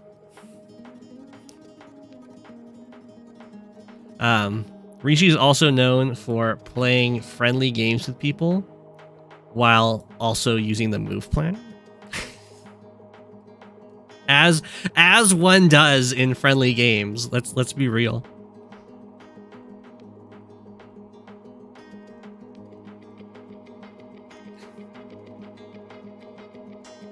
It's definitely possible to be sharp in fog, yeah. After this, I'll show you a sharp-ish fog game.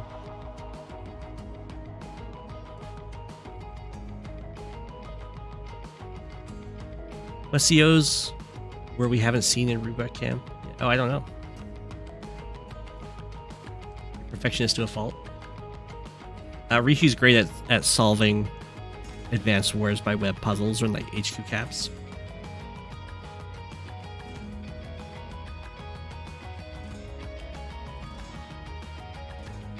Very good at it. Okay, in this case, Rishi is player 2 is actually going to be able to get the center properties just because Coffeespoons did not rush them. So this is very, very, very good for Rishi. I don't know if there's a database of HQ cap puzzles. They just kind of happen every time an HQ cap is in a game.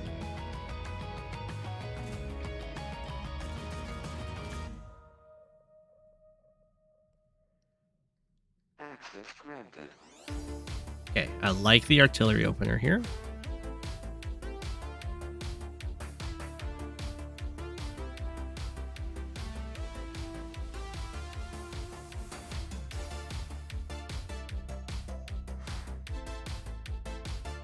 Okay, so Rishi has a couple choices here. The one that I personally favor is bringing the artillery to here and then just striking from this mountain and just canceling my own capture on the comm tower. We'll see what Rishi decides to do. Hey, I'm not as big as this. I don't like this though. I would go here with this infantry and then artillery here. I don't like having this guy exposed. Just get walloped by this tank. The artillery can go here, but I don't like that spot long term for the artillery. And I would expect this artillery to be able to have multiple turns of just firing.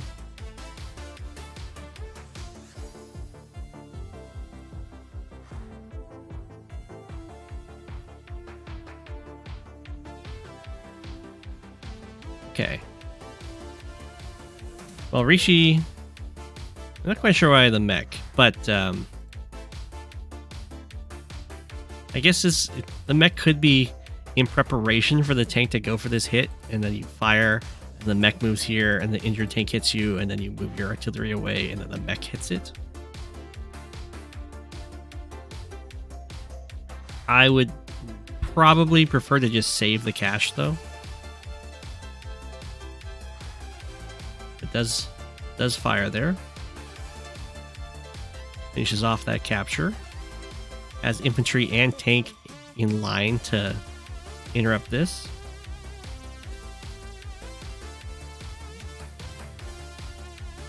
I just don't have faith in sub 1200 gameplay.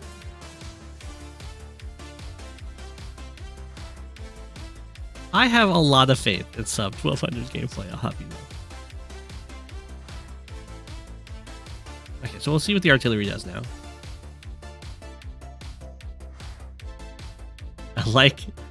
I like how brazen this capture is. I was talking about in an earlier game about how low health tanks are something you can kind of fight with your infantry. So you could also just attack from the city onto this tank, but in this case, it's like I'm going to go for this capture and force your low health tank to fight me, which I like. because it's not going to be able to interrupt without infantry help.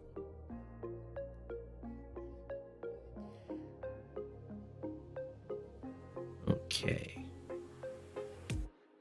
The tanks are kind of shifting down this way. Looks like Rishi might be getting a battlecopter next turn. Well, my instinct... I don't know. I don't think I've seen that many recons in Rishi's games.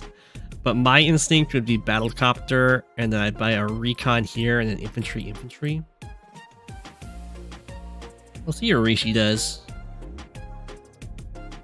Keeps going this cap. This 5 health tank can't stop this. But with this infantry, it can for support. I don't know if Rishi could have blocked that. Rishi could have blocked that. Just move this guy over here. I'm surprised he didn't.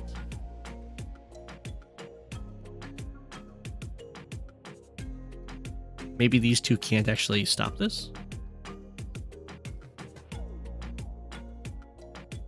Okay, we're just gonna go with a tank. Tank infantry, sure. That's fine. It's gonna be much less pressure over here. And the recon over here would be really nice because it's like nothing but infantry. The tank doesn't. Okay. This must not work. This 5 health tank and an infantry must not stop this. I can't imagine that it doesn't. But it must not, because they don't go for it. Instead, they go down here. They go for these attacks. Which is really weird, because this is attacking towards the mech.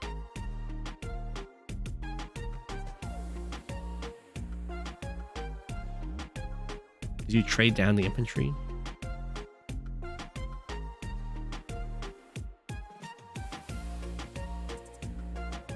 Okay, this attack... I like this capture. I don't like this attack, but I like the capture. Because it's definitely overwhelming Rishi's forces over here.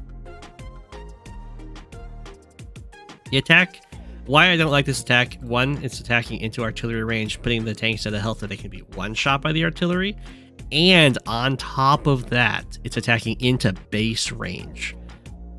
And this can even hit from this city, which is really nasty. There isn't really a how many tanks until artillery are better threshold.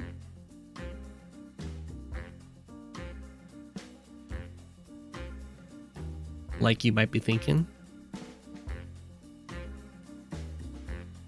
But in general, you're going to want to have artillery once you have enough tanks to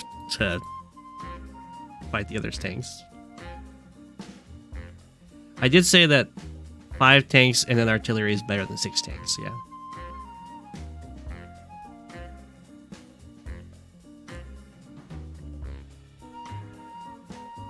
But I wouldn't say that there's a specific number where it swaps. Like in a scientific kind of way. And not in every case would 5 tanks and artillery be better than 6 tanks. But in a general brawl, it will be.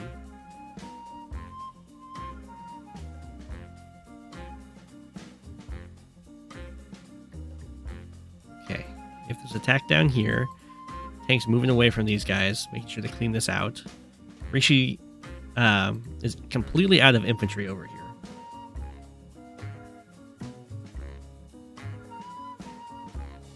Well, now the battlecopter is not as good because this anti-air is here, but the tanks are kind of on their way to help clean this out. The mech presence, the mech has been doing work, yeah. It hasn't, I don't think it's hit anything yet, but it is doing a very good job at protecting stuff. Okay, now we have a battlecopter coming out. Coffeespoons. Rishi's gonna be able to do some decent cleanup here. We'll have to be hype. Oh, now builds the copter. You could definitely not build the copter at this point because now there's an anti-air here, or you could just build the copter on the other side. The tanks are definitely enough to win this fight, but that's fine. Rishi is going to lose this lap So we'll have to keep an eye on this one, because it'll be the very last lab that Rishi owns. He recognizes this and starts capping this one. Okay. Covered by a mech. Artillery in place.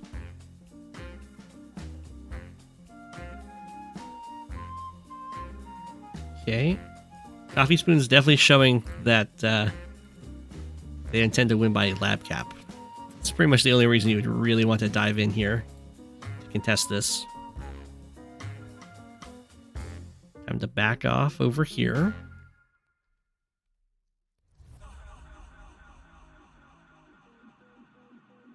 I think that holds? No, that doesn't hold. You can go... You can just go infantry, tank. Tank hits the anti-air.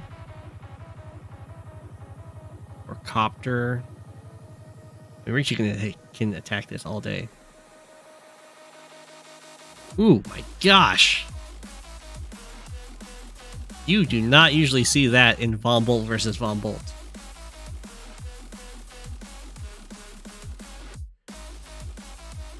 That was a very low health tank, but I guess it makes sense because it did hit this infantry when it was at 5 health and didn't go down.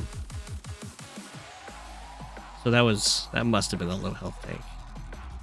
Okay, we got tank infantry to clear. You use the copter to ward against the copter, I guess. Anti-air gets built over here in response to this copter.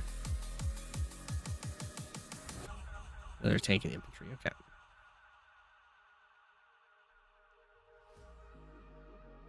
I do like retreating and healing up with the anti-air.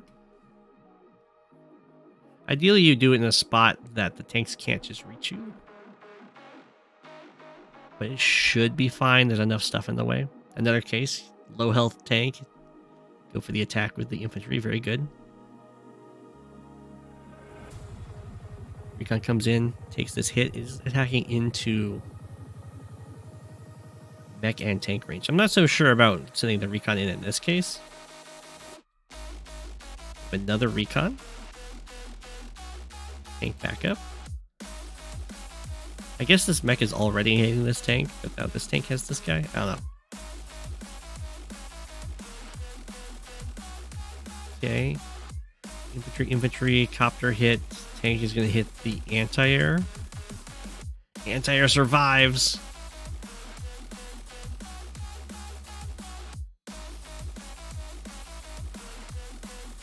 Well, Rishi was Blue Moon. I turned them into Cobalt Ice. Time magic. As soon as I turn them into Cobalt Ice, the game changes. I like it. Your artillery getting bullied by a single infantry. That's true, you didn't even help it.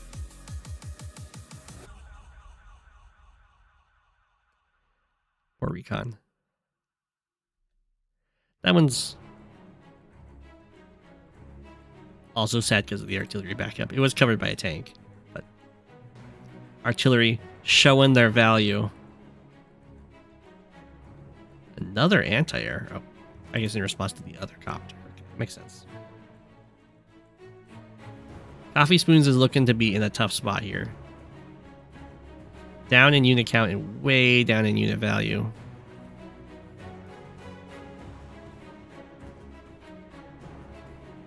Does start clearing out some infantry. Does have to go for this attack, which I do not like. But it does allow the Ex Machina, which hits the poor mech.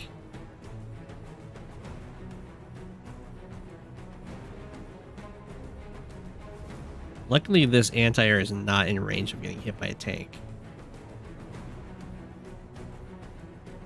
So it's kind of just fine. I assume we're going to have artillery tank kills tank. Ooh. Took another tank shot because of the Ex Machina. This artillery got bullied down to 6 health from an infantry.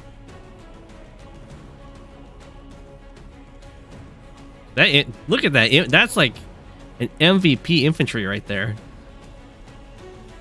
It's so hard to take out.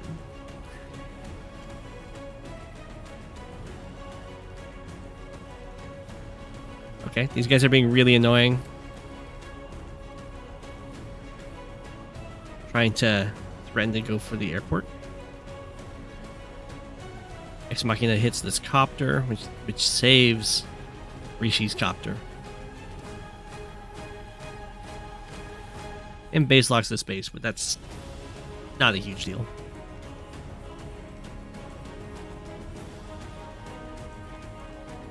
Ooh. Coffeespoons with the sacrificial attack to hit this tank. To hit that tank? I thought it was going to be like the recon tags the artillery. Well, the Rishi artillery have been doing work this whole game. Oh, Coffeespoons busts out the rocket. This is something Mr. Green Suit was commenting on the tier list. I didn't mention how when the unit counts are kind of low, 2 artillery can bully a rocket, but once the unit counts get large enough that you can hold a line very effectively, the rocket starts bullying the artillery. The broken player 1 city is still neutral, yeah. So in this case, there's not really that many units. So these 2 artillery can kind of bully a rocket by keep moving into its range. Like they both move into its range, for instance. While putting themselves in range to shoot the rocket. So the rocket would have to make the choice of shooting one of them, and then they both could shoot it.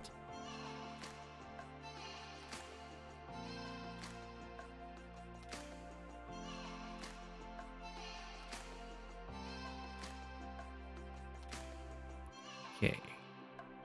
Things are cleaning up very nicely over here. We're going to have the copter. It's protected by this copter. Just copter chains at this point. Rishi is up a lot of value. I'm not sure how Rishi is deciding to win the game. Well, Coffeespoons just resigns.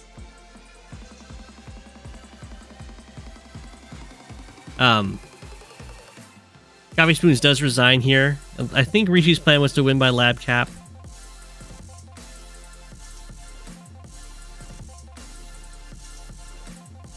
Pretty good control over this lab. Yeah, the lab cap was coming in like 4 turns or so. It was over 2 weeks this time. Yeah. It was day 15. GG.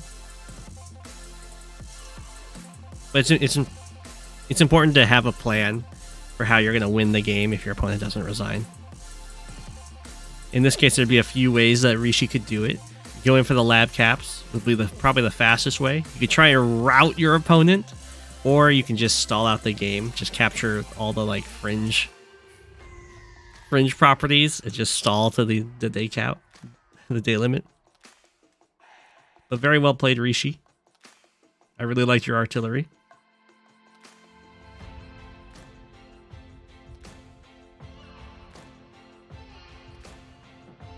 Winning by capture is fun, but not possible in the tournaments. They have the capture limit turned off, I do believe, because they have the day limit.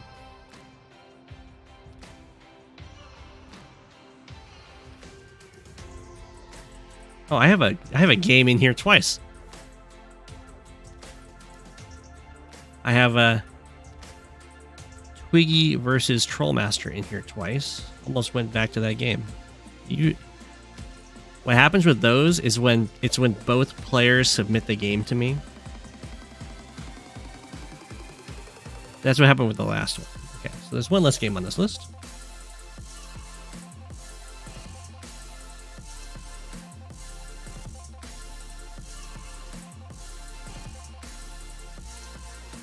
Super 5125 versus John.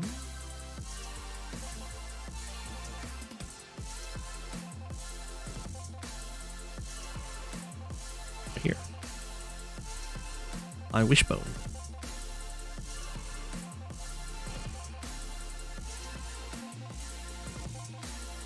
Penguin Dementia ruled out as cause. This cursed map. This is another HQ rush map.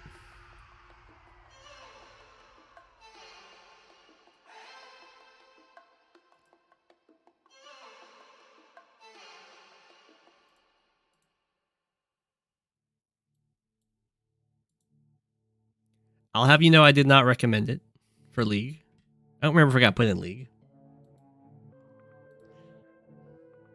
But I tested it. I did not recommend it for League. HQ rush, and you can artillery lock your opponent's base across the water. But I do like the transport shenanigans you can do. Although they changed it up a little bit since I last played it. Can't think of a map you hate. I hate Scavenger. It's not even a bad map, I just hate it. So we have 2 Drakes here. Probably for some transport shenanigans, I imagine. We'll see what they do. 1, 2, 3, 4, 5, 6, 7. First transport shenanigan engaged.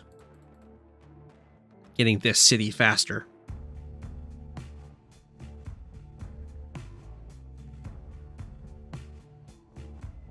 One, 2, 3, 4, 5, 6, 7. No transport shenanigans engaged. That one's engaged. I don't know if there was a meta already on this map for this.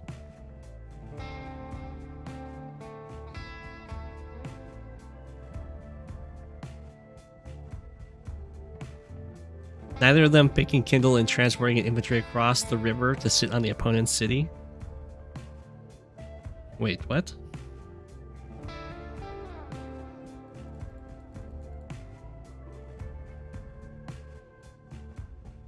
What, you mean this city?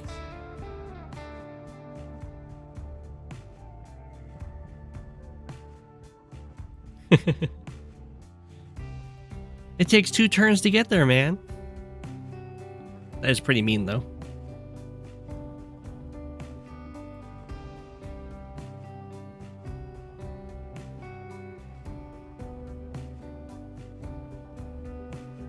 Okay, here they go.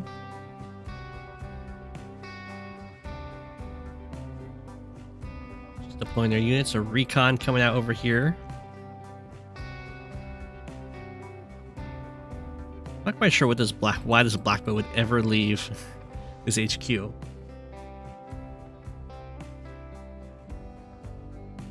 This is a naval fog map, though. You don't see too many of them. Well, I guess you see a few, but not ones that are quite so centrally naval, where all the fighting is going to take place right next to the water. Yeah, for good reason. It's very important that the reefs are next to shoals. This one's not next to a shoal. Otherwise, you can have fog shenanigans. Black boat got trapped. Or it didn't get trapped, but it sees the recon and doesn't want to unload infantry next to it, which makes sense.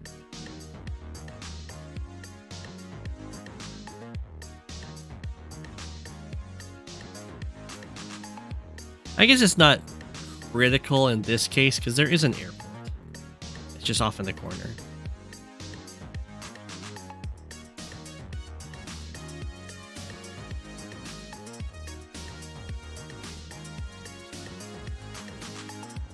Lots of transporting down just like just like infantry squads down here. So this recon is going to get a lot of work done. It actually caught this infantry already, which is nice. The artillery is coming over here to break through this pipe seam, give this base a faster access. And this, I don't know if I mentioned it, but this is indeed a HQ race map. Oh my gosh! I was just talking about how you don't really have a good reason to remove this black boat from the HQ. I guess it's gonna accelerate.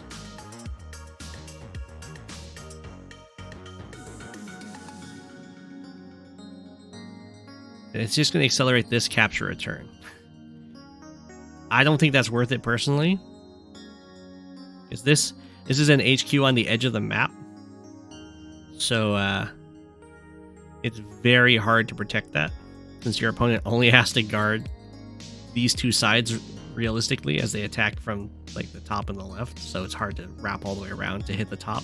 So you only have these two sides of to prevent the HQ cap. And now that the black boat's off, it can kind of just fall. So the city better be worth it. You can't put the black boat back on the bottle, I know. 23 subs? Oh my gosh, I'm almost there. This black boat has to go refuel. It'd be very, very bad to lose your black boat. There's only been one minor conflict so far by day 8. Now each player have struck with a recon. It's a very unlucky recon to lose an HP there when attacking from up planes. It actually min-rolled this infantry, and I think the infantry max rolled it back, which is brutal.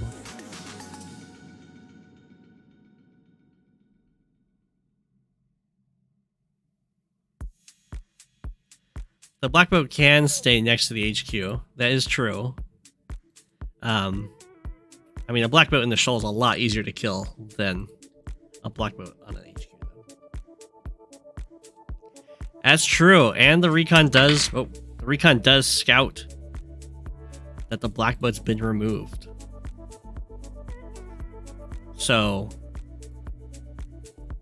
HQ race is super on at this point.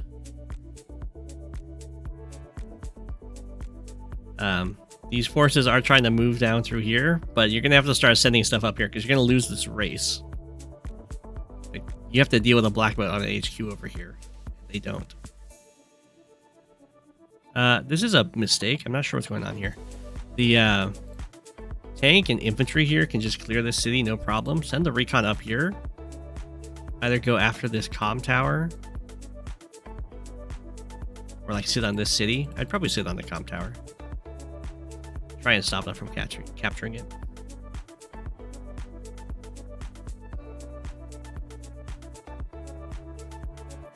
Oh, 1, 2, 3, 4, 5, 6, 7. But it drains the fuel at the start of the turn. This is now a dead black boat, unless an APC gets built.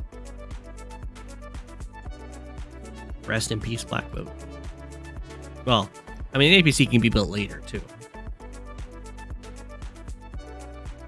Full sail ahead. HQ race has lifted off. Okay, the pipe seam is gone. Now, double artillery will clear a black boat off of an HQ very quickly. Oh my gosh, nothing is being sent up to defend this. So this is full-on HQ race.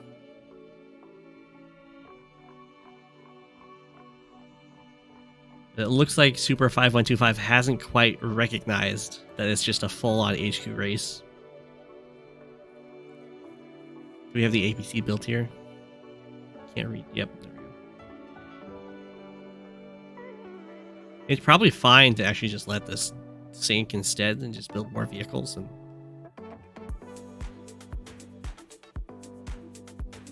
I mean, we'll see what John does here. John did get the comm tower, which is something that Super 5125 is not going to have, which is pretty nice. And they are both Drake, so they can use global damage to slow down the HQs. I'm not a huge fan of attacking this recon so much. These are now all injured and easy to take out. These captures probably don't matter at all at this point.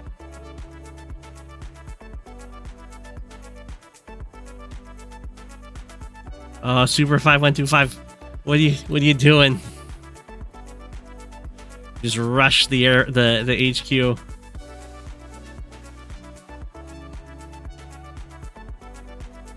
This is pretty much undefendable now that this black boat's off the HQ. Lander's coming over to try and stop it. Infantry's on the HQ. Copter's moving up. Okay, the copter could do something because there isn't any anti-air. So the copter could, if it manages to make it onto the HQ, save the day.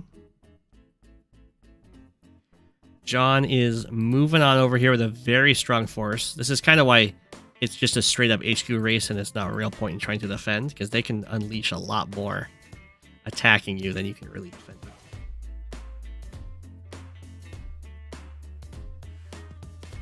You would not have thought of HQ racing here. It's not so much that you're going to think about HQ racing, is that it's just going to turn into an HQ race. Because you're going to capture down like this, and then like across like this, and then suddenly, hey, look, there's their HQ. And oh, look, they're like way up here and can't defend it. And the same thing's happening to you. The map like forces the HQ race.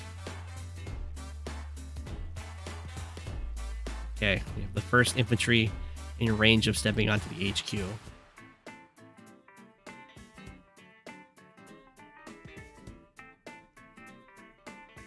Medium tank on the way. We'll see if an anti-air gets built. Should be a reasonable expectation.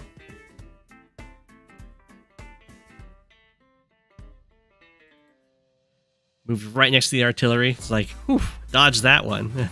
There's one right here.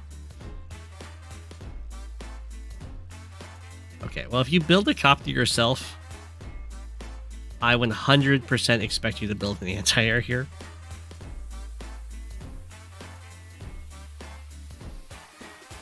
This is going to be a rude awakening. Alright, we're almost completely out of units, defending units. This guy was actually hidden in the fog. We have the tsunami. Slow down the attack here. As well as make some nice openings over here. Clears out the medium tank. Rip medium tank. Such is their life.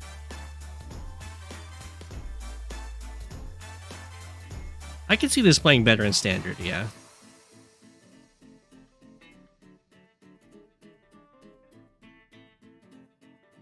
Lots of medium tanks coming out. I mean, Super 5125 is up a lot of money. Brings these tanks over here. Medium tank. There's the anti-air. Sends the copter over here. Interrupts some captures there. Just join. Just like kill this and then join this guy. To have a full health infantry.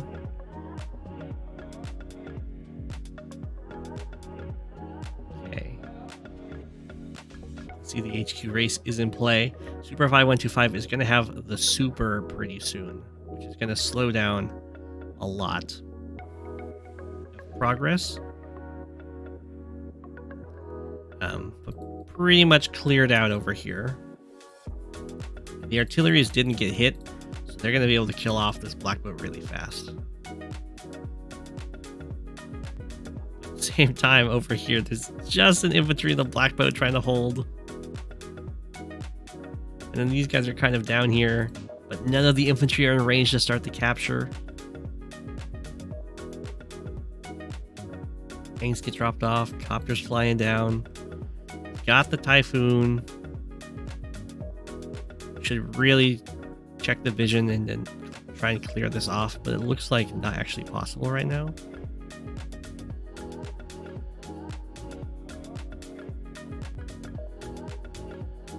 Having someone go for the comm tower could also matter.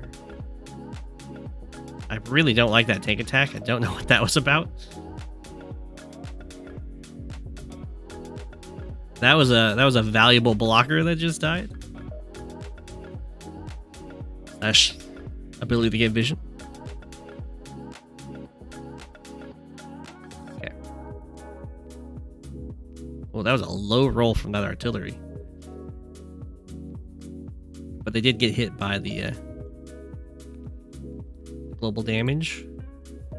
There wasn't a unit joined to full in range of the HQ here. So the capture will be slow.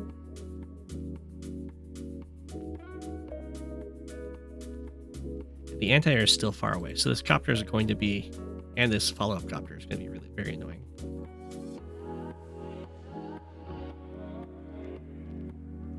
Ooh, gets a nice hit on an artillery that's going to slow down the capture attempt down here by a fair bit. Tank clears out tank. Anti-air's on the way. Medium tank should probably clear the city.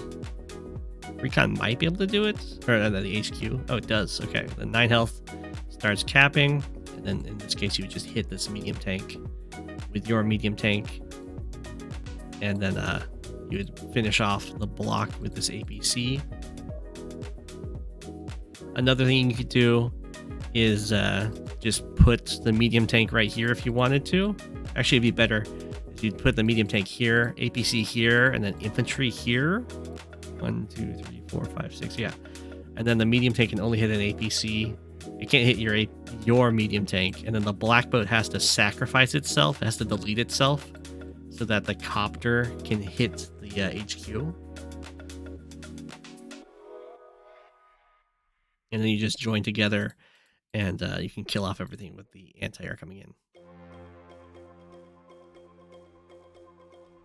But we'll see what John's got going on down here. Having this get hit was a big deal. The medium tank's going to do a nice number, though. Maybe the 5 health thing can do it? No.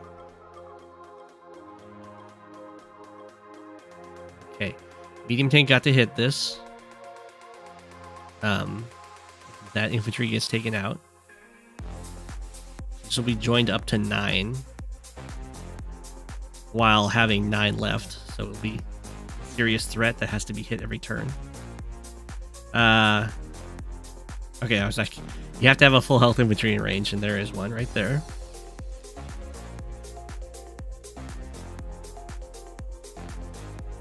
Okay. This anti-air is going to be very sad news. Oh, that guy could reach. Never mind. Whoa. I guess this is a case of just needing to move the tank somewhere. The medium tank. Okay, the medium tank will be able to delay this for 1 more turn.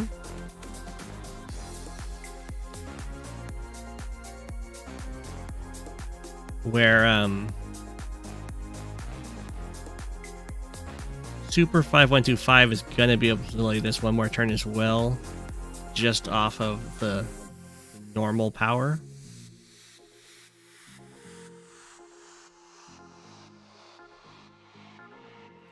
Rest in peace, Lander.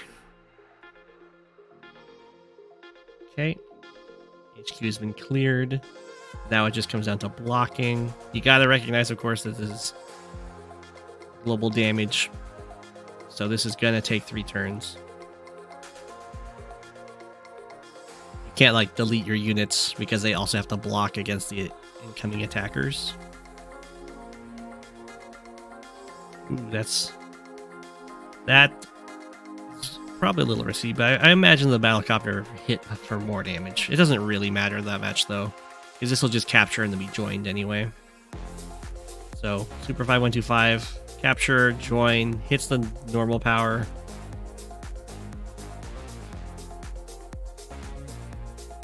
Might be trying to save up for the super. I'm not sure what's going on with that. Definitely should have normal powered first. Normal power first would let this kill go through. Doesn't really matter though. Then that kills, and then you can just block the way. That is GG. Welcome to an HQ race. Aren't they fun? No black boat repairs, yeah. John resigns. It took a little while for Super 5125 to recognize that it was an HQ race.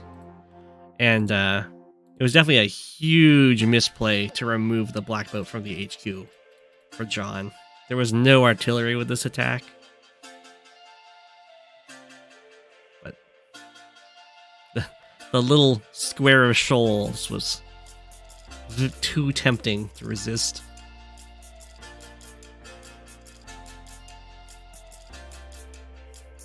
Oh my. How much time do I have? I have 15 minutes. 100% the map maker was trolling with the shoals near the HQ. It's true. It's true. Well, I don't think I can realistically get through the next game in 15 minutes. I could try and speedrun it.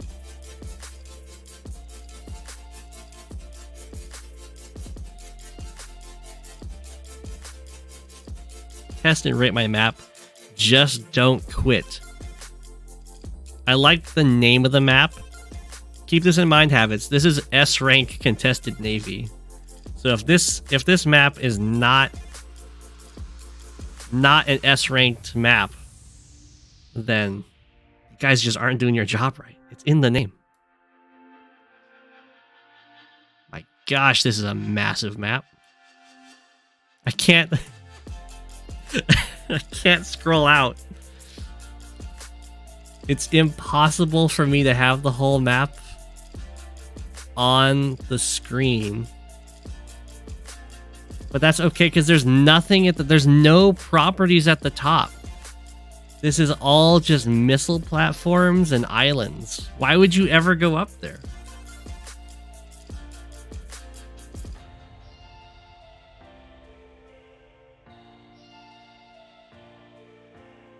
Okay, well, I'm going to assume that no one ever goes up there.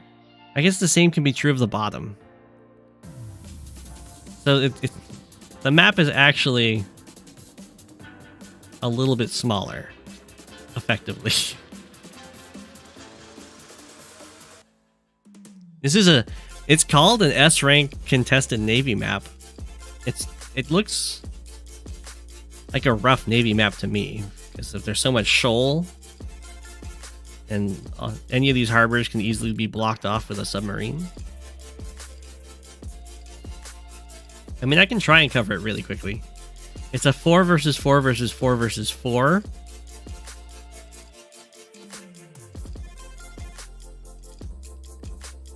So Team A over here is Colin with Mirddes and destrok. And destrok is Rachel. DraconicTyrant as Hachi. Why is Rachel here? And TheMagicPlatypus also as Hachi. And then we have IDrawStuffIGuess as Colin on Team B. Blue Moon, which is over here. So Team A is over here. Team B is over here. They have IDrawStuffIGuess as Colin. They have desudesudesu as Combi. They have Zaru Disobeyed as Colin. And they have Potato Tank, the famous Potato Tank, playing as Grit.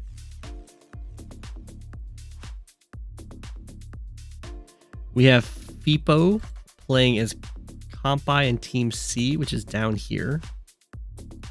Compi, we have Duchy as Von Bolt. Skaman as Olaf. And then J Master HD playing as Grim. Olaf is going to do some serious work on this map. I'm sure Grim will too. Javier must be banned because quad comm tower is available to the team. And then Team D, we have Xfin as Grit, Flambe as Combi, Shackles as Colin, and Dry Highlighter as Grit. So I hope you guys got all that. I will not keep the order static, so it is somewhat possible to know whose turn it is. I'm actually going to skip turn by turn, because this is going to take forever to go action by action. Looks... Oh my gosh. It was in the title of the game to not quit. So Potato Tank is the legendary Potato Tank. No, legendary Potato Tank isn't even the first loss. Who's the first loss? The first loss is IDrawStuffIGuess, who we lose day one. A day one quit. That hurts. Followed by the legendary Potato Tank, who doesn't quit. Oh, no, someone quit down here too. 2 people quit down here. Oh my gosh.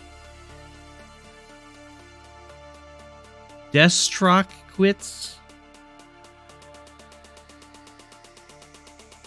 And then the TheMagicPlatypus quits. No. Then Dry Highlighter quits. Then the TheMagicPlatypus quits. Oh, we had a quitter over here too. Come on, the Olaf. The Olaf that was going to do so much damage. Oh my gosh. This is now a 3 versus... Well... Okay, it's currently a 3 versus 3 versus 1. DraconicTyrant also quits. Versus 1 versus 3. And then Shackles quits.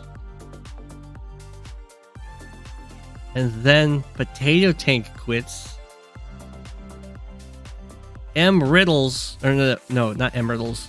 Mirddes sticks in it. 1 player, so we have a 2 versus 2 versus 1 versus 3. And then we lose someone else. We lose the Desu guy. So now it's 2 versus 1 versus 1 versus 3. The 1 players are holding on. Nope, we lose. We lose the Grim. Oh no.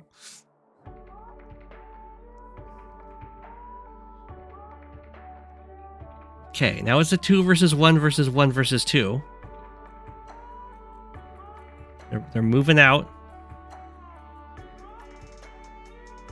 Kind of spreading across the map. Got some artillery coming into play. We have some battlecopters coming into play. It's going to be tough for Grit to deal with, as it always is. Looks like this team of 2 is trying to take out Zaru right away. He is Colin, going for all of his teammates' bases. The HQ, I just realized the HQs are impossible to capture. So, if you're playing this game and someone doesn't want to resign, you have to rout them.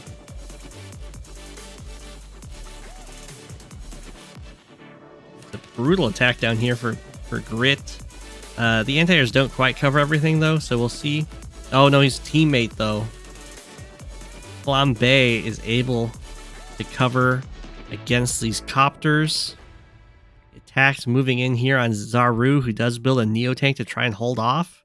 There is 1 artillery coming in, but then just mostly tanks. Breaking in. In the center here, Finn is starting to move into Zaru's expansion. Neo Tank hits a tank, but it's a Colin Neo Tank. The Colin Neo Tank against a Combi tank, so it only does 8 damage, even though the tank is on a shoal. Oh my gosh. Oh no. The Colin player over here, the lone Colin player, is starting to get in a lot of trouble. Had to build a mega tank at this base with lots of base skips to do it. I just realized there's a ton of neutral bases. Everyone was supposed to be a triple base person. Oh, but over here, Colin players start to take over one of the players that have left from this 2 squad. Down here, one of this Colin's players is being taken. Oh my gosh, the Grit has purely been offensive, while the the Black Hole Combi has been booming. Oh no! We lose one of the column players. The base was surrounded. It had no chance. So they are now gone. It is now a 2 versus 1 versus 2, where this team of 2 has an entire team's worth of stuff to absorb, and this team of 2 is just trying to attack Zaru. They should probably team up to fight these guys right now. Zaru is fighting on 3 fronts. There's a Neo-Tank coming in over here, just fighting nothing but infantry. Zaru's trying to push down over here. There's a battleship. Trying to control this front. There's double battleship carrier. Oh no. The last lone player might get taken out here. Oh, Dutchy from Team C doing a big solid for Zaru. Hits a Ex Machina, hits carrier, battleship, artillery, and a bunch of infantry. Zaru's trying to hold the ground here. Still no answer to this Neo-Tank right now.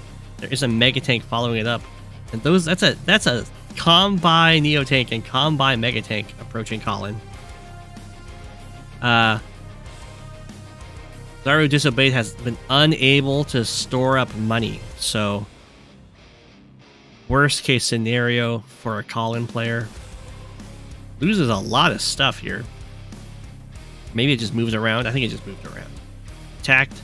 Double attack the infantry on the plains. Not able to kill it. Does manage to take or start taking this airport. These guys should really team up because the team over here is way stronger than they are. This Combi player is making 50,000 a turn. I think the unit cap might be... The unit cap is 50 units. For a map this size. So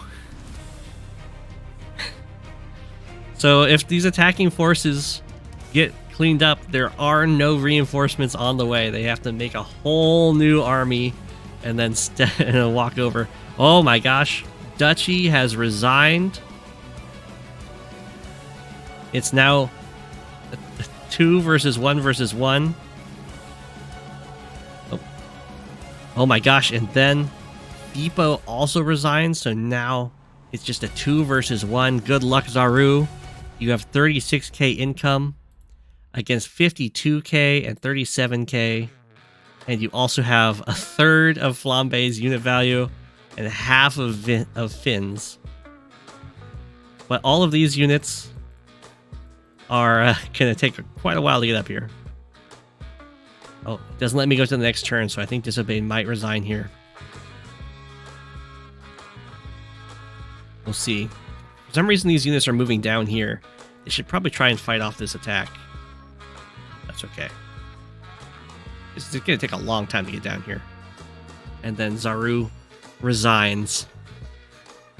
Well, I got through that pretty quickly. Thankfully, it was a mass resign game.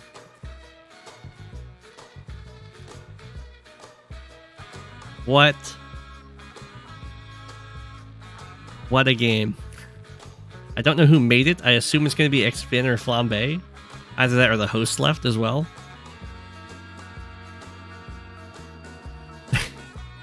It was called Test and Rate My Map in all caps. Just don't quit.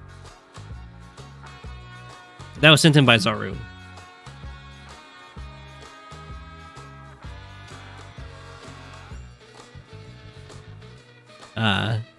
S rank contested Navy. What a name.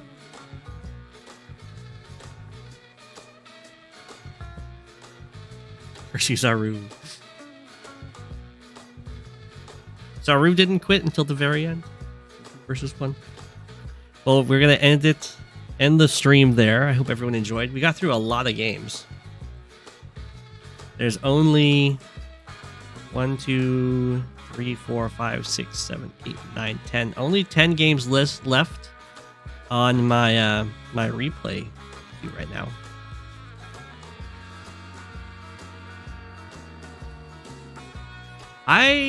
There was some contested Navy. There were some battleships.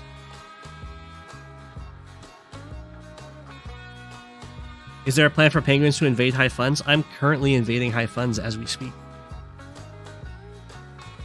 If you want to join in, then go for it. Yeah.